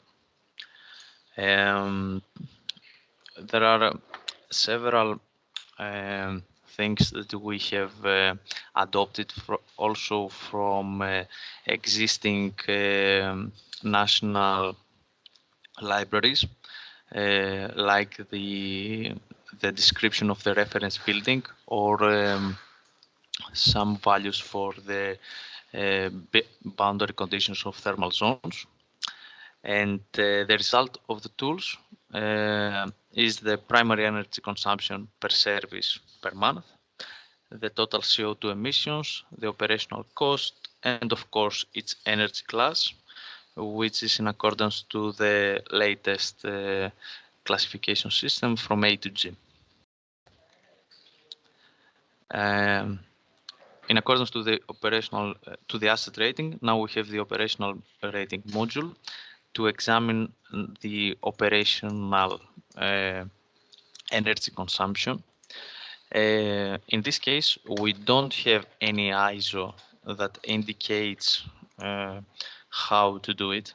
So we had to propose a methodology based on the EN ISO 52003, which is within the family of standards introduced in the previous slide. We propose 26 indicators that measure and calculate the delivered and primary energy, both in absolute energy values in kilowatt hours and in normalized values per service, area, volume, occupants, and occupancy hours. The cost calculated by the respective prices, and again the energy class in accordance to the previous classification system. The boundaries between the energy classes in this case are not defined like with a reference building, because we can't implement it in the operational rating. In this case, we use an energy classes that we define the boundaries of the energy classes based on the country of the building, its usage, and its construction year. The asset and the operational rating are very useful tools to give us the energy profile of our building, although we extend the use of the examination of our building with this set of indicators. The well-known SRI indicator is using all the information introduced within the BIM module, and the rest of the information can be inserted by the auditor. The same case is also for the life cycle assessment, where the tool can utilize any existing EPDs file from within the BIM or the digital twin of the building, while the assessor can input the rest of the information. The last two tools are based on dynamic data. So in the first case, in the indoor environmental quality, we utilize the sensors installed in the building to calculate the indoor environmental quality indicators related to indoor air quality, thermal comfort, and visual comfort. While in the life cycle costing analysis, we utilize both the operational and static documentation in order to calculate the as operated and the as designed cost, compare them, and or make any predictions for future costs. Having all these indicators, we are now in the case to propose some renovation measures. These measures have to follow a stepwise approach for the retrofitting process. Firstly, we perform a diagnosis of the building in order to find the elements or the type of elements that are problematic, either within the envelope, some non-insulated walls, or some old and inefficient technical systems for heating, cooling, domestic hot water, you name it. And then, after having diagnosed all these problematic systems and envelope parts, we are now in the case to examine what would be the case of energy consumption if we replace it with elements according to the standards or according to the building codes of its country. And by then we can give a prioritization of these renovation actions from starting from the actions that have the higher impact on the end user's preferences, and proceeding to the actions with lesser impact.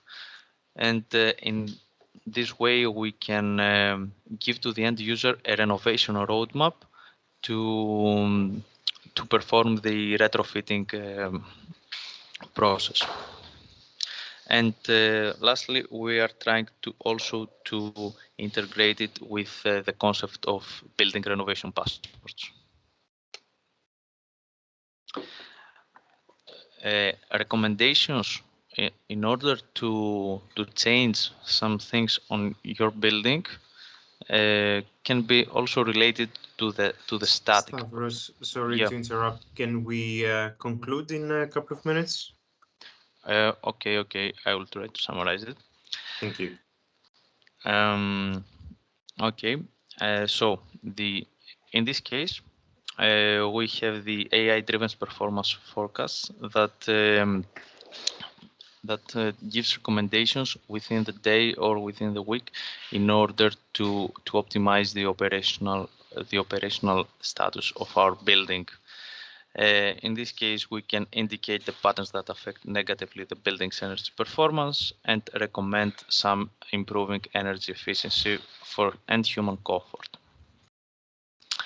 Finally, the benchmarking is for classifying based on the building's infrastructure and operational characteristics. The outcome in this case is a percentile rating within a defined group of interest. The group can be defined dynamically by the location and or the building type. And we perform a multi-parameter benchmarking based on the previously presented certification results. Furthermore, we can extract some insight for the correlation between the certification results. Let's say, how is the SRI score correlated with the EPC class, and indicate some paths for performance improvements. All these tools can be accessed through the web platform, as I said, which is a common user-friendly interactive environment for accessing all the tools, and facilitates the ad hoc execution of the presented services. And here we can also upload our BIM files, set up our IoT equipment, and validate our model. The last one is the WebGIS tool, which can produce statistics for EPCs, visualize the statistics on the map, provide spatial and attribute queries, expose OGC services, and visualize BIM models on the map.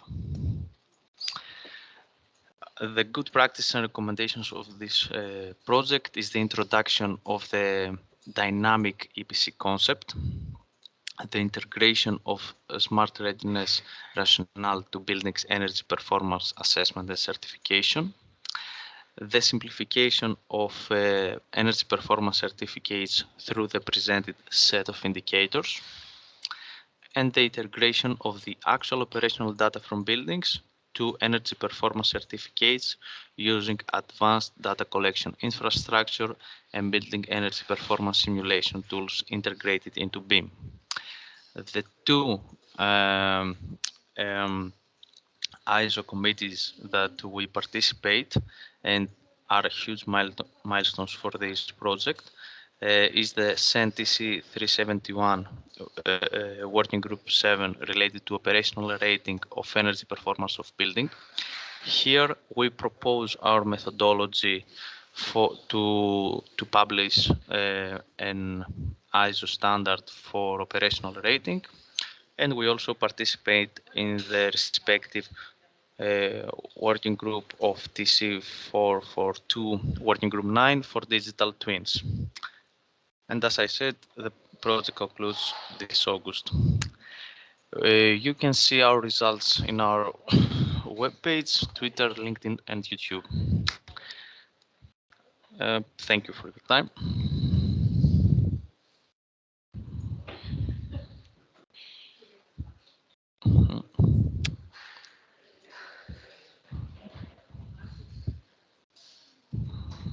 Thank you very much, Stavro. Great presentation. Just a short question I had from my side. The roadmap that you made reference to, is this going to be like a list of prioritized actions, basically, of measures to be taken? It doesn't have the sense of timeline of actions, but a prioritization of what is the most impactful group of measures followed by second priority, etc., right? The initial idea was to make it like a prioritized list of renovation actions, but we are currently working towards making this timeline that you proposed, with the renovation actions and the energy savings that we can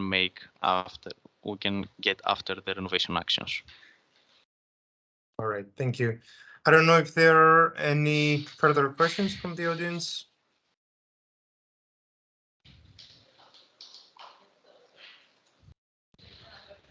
Well, if not, then we can proceed with the next and final presentation for today. That will be Mary Tehan on the ENACT project enabling commercial retrofit.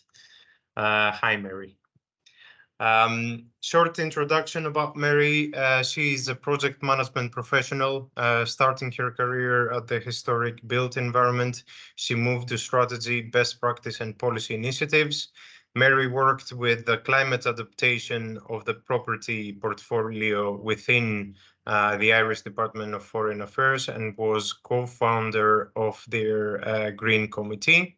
She's chair of the Irish Green Building Council ESG community of practice and member of the World Green Buildings Council ESG task force. She's focused on solutions to the commercial sector split incentive issues and the implementation of the Energy Performance Building Performance Directive recast, including building renovation passports. So, Mary, the floor is yours. Thomas, can everyone hear me and see the We presentation? can hear you, yes. Yeah, that's all right. Okay, is it a little quiet? Is that better? It's a bit better, yeah. Thank you. Okay. So, hi everyone. Just to say from the outset, the technical excellence has been fascinating. So I hope I can bring some behavioural insight maybe, and I'll be quick. A little bit about IGBC, the Irish Green Buildings Council. We have various different functions. We work to accelerate sustainable changes within our planetary boundaries. And we do that through collaboration, advocacy, research and innovation, rating and certification, and education and awareness. We're one of over 75 green building councils across the world. And I think I saw earlier that BASE has involvement with the World Green Building Council as well. So ENACT specifically. ENACT stands for Enabling National Action on Commercial Retrofit. Of course, energy is part of retrofit. I'll just introduce you to our team. We have 4 partners across Ireland. It's a national, but of relevance to yourselves, I hope. So ENACT is a 3-year project, started last year. We're 10 months in, we're babies. So I do want to emphasize that I'll introduce the behavioural today and concentrate on that. But there's far more to the project. As you can over here from IEC is the one for working group. We're nationally funded and we're looking at some green legislation and policy that is filtered down, of course, to Ireland and the member states. And one of those main things that we're implementing is the long-term renovation strategy that every country. So we're focusing on SMEs, and it's interesting to see all of you address that aspect. In particular, we hope to benefit and influence building and financial professionals, decision makers, also government policy, and we're feeding directly cross-governmental roadmap on our outcomes are already having impact. And we're looking under appetite, accessibility, and affordability.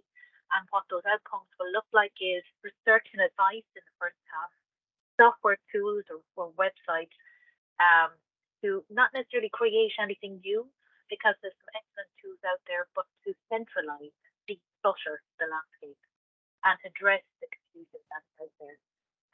And also professional training for the above people. Just to give you an idea of how we approach this and how I have a little bit of success. We have 3 government departments and our main energy body, state body. We have the bank, we have professionals like Aramark, Saint-Gobain, and Construction Industry Federation who actually do the renovation, do the work. We have the Economic and Social Research think tank and the main SM body, IBEC. And what we do is we bring deliverables to them. Before it's implemented, we get them to say, you know what, that's not going to work because this policy is coming down the line. Or, you know what, that's an excellent idea. I think we should do this with another body and it'd work better. So we kind of use them as a break back, and it's working really well so far. So just from an Irish context, we're very bad as a regards the energy transition readiness.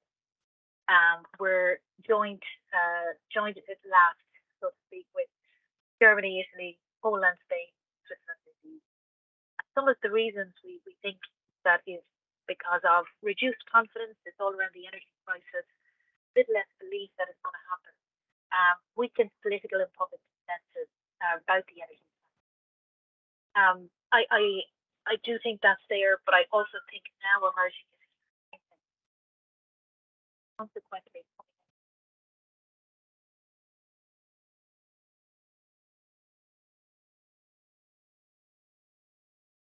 Sorry, Mary.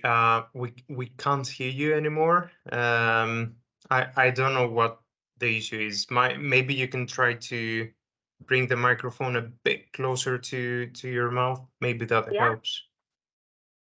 Is that any better? Now, yes. Yes. Okay. But there might be interruptions. It doesn't seem very stable. That's it.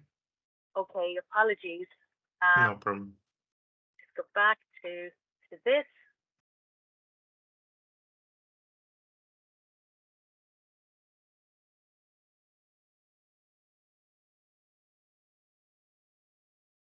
We can see the screen again.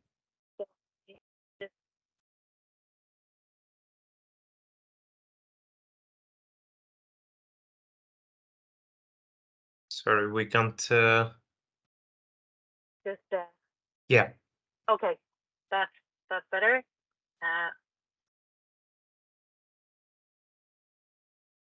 Sorry, guys. I know we're tight for time. I'm just going to share my window. That might work a little better. Okay. Here we go. That can be seen. Can you see that? Yes, we can see that. Yeah. Okay. It's the sound that is a bit not stable, but yeah, we can see your screen. Okay. So just an idea of what we're doing these 10 months in. We have monthly webinars if you want to join. We have an advisory report for government on split incentives, and Luciano here from IERC is on that working group, and that involves smart buildings readiness. We're looking at exemplars of renovation, financial mechanisms for commercial renovation, and the buildings renovation passport, and also post-renovation occupancy training, so that every tenant, every HR employee and facilities manager has training in how they can best use the building to address the performance gap. So far, just for your own behavioural side of things, what we have found is that we need to up the factor hugely of deep renovation. You all know this.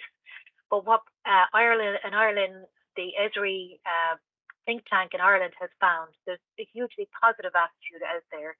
When you look at the importance of climate adaptation, you can see there's a very positive attitude, but actions are very different. And as always, it's the larger companies, and SMEs simply don't have the time or resources to do it.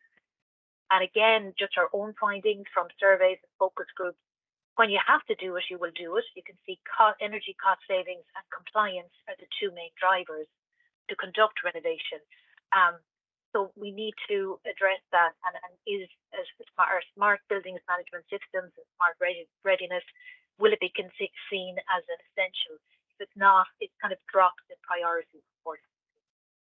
So again, from a behavioural point of view, to understand what drives tenants and owners to do smart readiness, as opposed to what blocks it.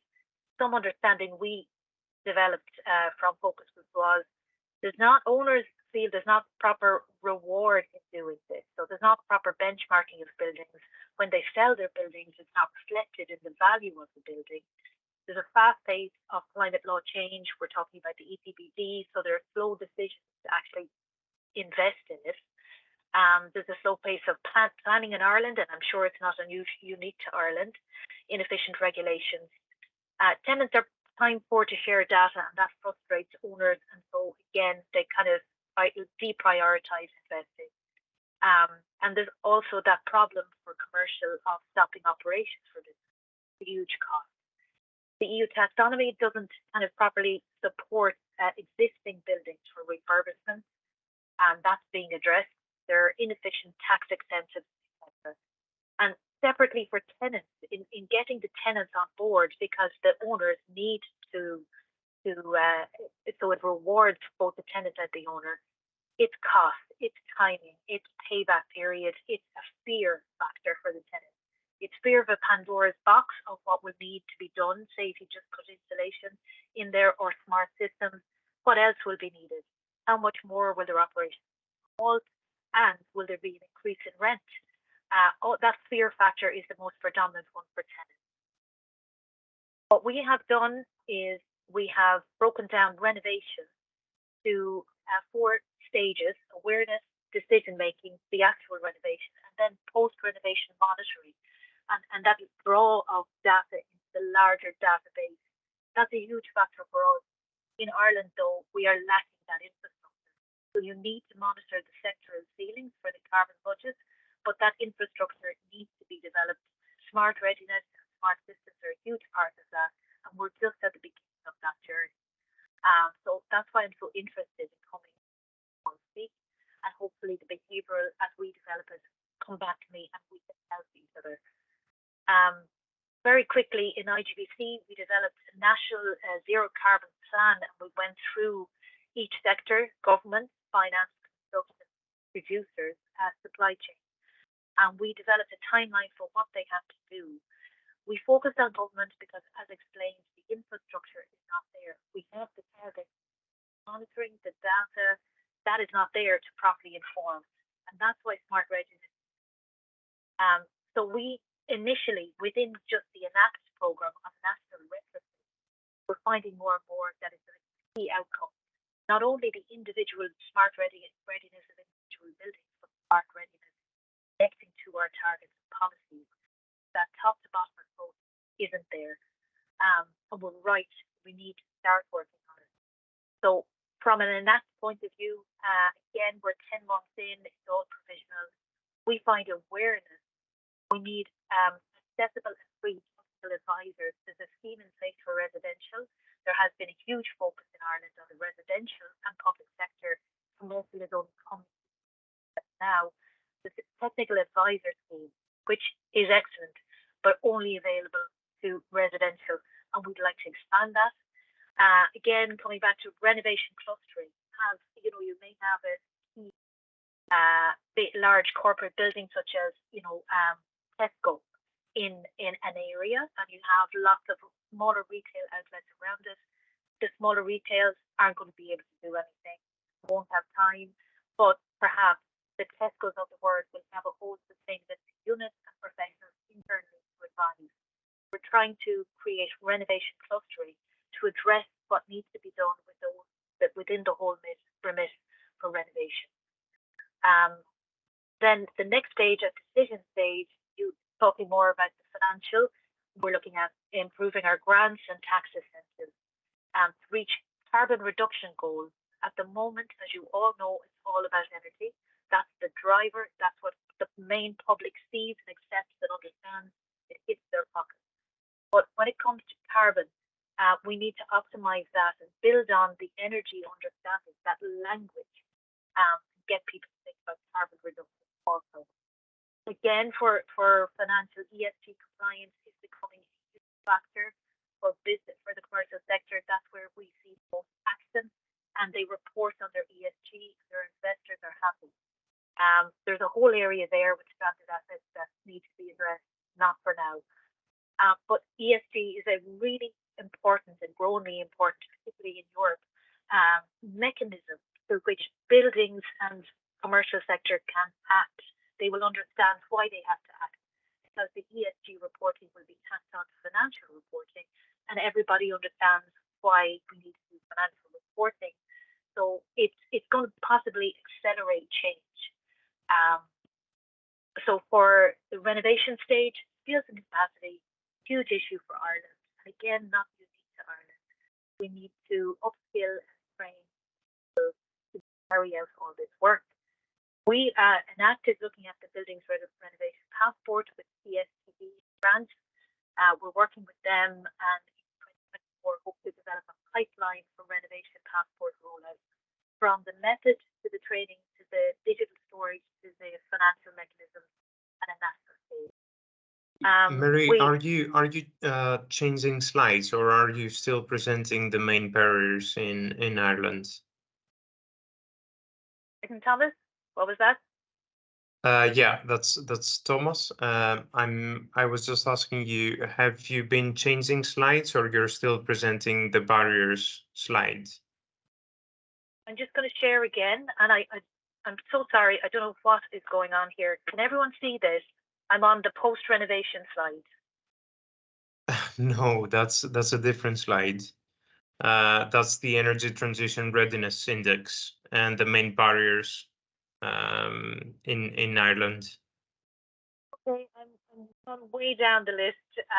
I don't know why you, Thomas, do you need to do something for me to share? Is there something from your side? If you can see the share button on the top right of your MS Teams window, that's the Can right everyone one. see this?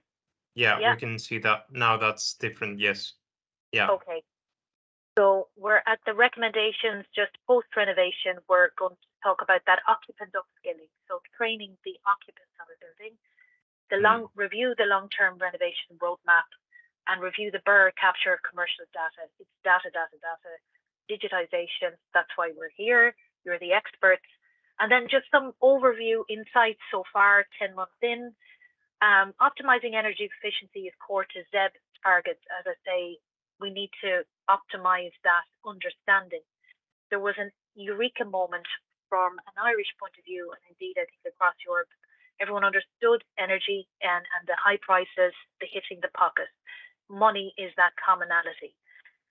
It also introduced innovation for old issues, smart buildings addressing historic structures, non-intrusive solutions.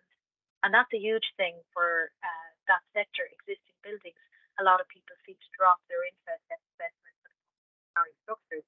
So it's the beginning of a solution. Again, that language, I've just put my point across on that, hopefully. And communications targets. Communication of targets is really important, and it's a bottleneck, and it's where people drop off because there's so much out there. It's so confusing. We need to always think of, and smart readiness that's addressing that. It helps you to navigate all that data from an individual point of view. While doing that, we need to centralize. So in Ireland, particularly as a small country, we're primed to set up a centralized database. From a digital point of view, we really are behind on this.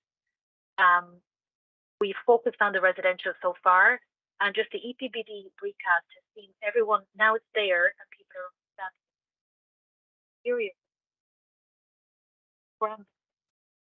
So as we interact with government bodies and state bodies, everyone wants to get this done now. So we're primed for change. We have an opportunity to inform bodies that make those decisions how to change. And I find that really positive. And we need to take action on it ourselves. Compliance, that's a driver. That pushes people over the line to invest in smart energy and renovation. We need to remember that. And we find in Ireland, the banking sectors are coming to us and saying, we understand energy has been a focus, but we understand that how can we help to decarbonisation, and what criteria do we need to look at? So we're looking at whole life carbon assessments. We're setting up discussions with them and trying to inform them. And we're open to creating a European network. We will do that through the work group. And just enabling the infrastructure from micro to macro. It's great to look at these. It won't be implemented. People have to implement a solution. And we have to incorporate that into every project. So apologies for the slide and the sound, and please, happy to answer any questions either now or afterwards. Thank you, Mary. I think we were able to follow a big part of what you said, so that's fine with some interruptions, but that was okay. All right, and with your presentation now, I think we can start a discussion on challenges and barriers to accelerate progress towards smarter and more efficient buildings and energy systems. Apologies, we have apologies from Philippos, who had to leave a little bit earlier today, but I will also ask the other speakers of today, maybe Dimitris and Stavros, to switch your cameras on so that it feels a little bit more interactive. And we can have like just allocate a couple of minutes per speaker to recap and share with us the main barriers and challenges you've seen within the implementation of your projects and beyond. Mary, you have done that already in your slide. So I will now follow with Valentina. So Valentina, So shall I share the screen or just talk about? Just talk about it. I think it's more of a discussion. Yes, Like great. that would be better. Yes, so I can just confirm what was already said by Marie. We have in 4 pilots delays in the first pilot because of infrastructure investments and installation of the hardware. So this was one of the barrier, I suppose, also for other local energy communities or energy communities. So I can I can just point to what I have got from my colleagues. So not enough PV installation, storage batteries are not present, batteries management cost, lack of measurement systems, smart meters have not been installed at all locations. Electrical network is obsolete. So these are the barriers that was spotted, especially in Berhida, where we have, as I mentioned, 3,000 inhabitants. So another barrier that was for the implementation of the pilots, especially I can point to the French pilot ENGIE. Permission for seas, possible extra taxis. So the activities are delayed because a lot of communication with the DCO, because of these procedures to get the permission to establish the energy community. So I also got some feedback from, for example, from the Spain pilot that indeed the awareness is needed for extending the efforts in the community. The citizens are suspicious because of changes in the regulations. Maybe it is an investment to install the PVs, and then so how much incentives can be get from the government, and if this will be a long-term activities or just one incentive in the beginning. So the people are somehow suspicious. So then another barrier that I would like to point is the skills. So skills are needed. For example, in the Spain pilot, for installing the platform at their site, for running the services, for integration. Currently, during the NEON project, we're supporting them. So skills are needed on the side of the ESCO. Or the people, professionals that have to install and to administer and to manage the whole this infrastructure and system. Yes, so skills, adequate technical skills, adequate administrative skills, financial understanding of implementation of the smart contract. So skills are needed. So these are the 3 points that I would like to mention. Thank you, Valentina. Stavros, please go next. Of course. The first barrier that I would like to mention for the greater adoptance of our proposed scheme. Firstly, I would like to say that our project is an innovation action, and it envisions the perfect or the more visualizable way to perform the EPCs. It is not something that is ready to go to the market the next day. Nevertheless, in our case, in order to accelerate the progress of our project, the first barrier is indicated in the limited amount of existing information for buildings. The current documentation processes are not in the BIM compatible format. But as new buildings are getting constructed, the BIM construction process is becoming widely adopted. Also exists a limited amount of operational data from meters and sensors is also a problem for the operational rating of our buildings and for the human comfort aspects, etc.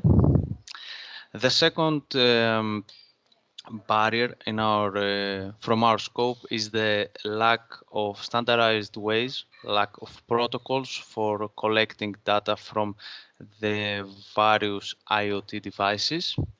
And in this barrier, we would like also to include the data privacy concerns, which is a huge aspect for the further progress of our project and the operational rating in general. Finally, the third pillar is the need of harmonization of EPCs with the smart city concept. Such an action would facilitate even more the impact of EPCs and introduce them to the Industry 4.0 era. So in summary, this was our three main barriers. Thank you very much, Stavro. And also, I have to say that Dimitris had to leave us, unfortunately, because he had another meeting at 12. We won't keep it a lot longer. We're gonna close very soon.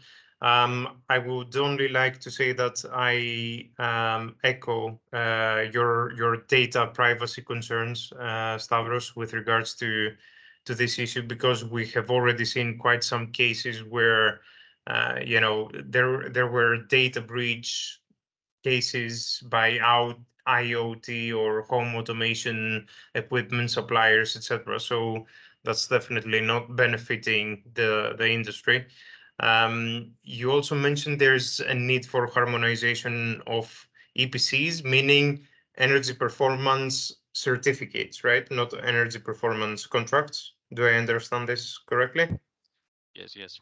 Yeah. Certificates.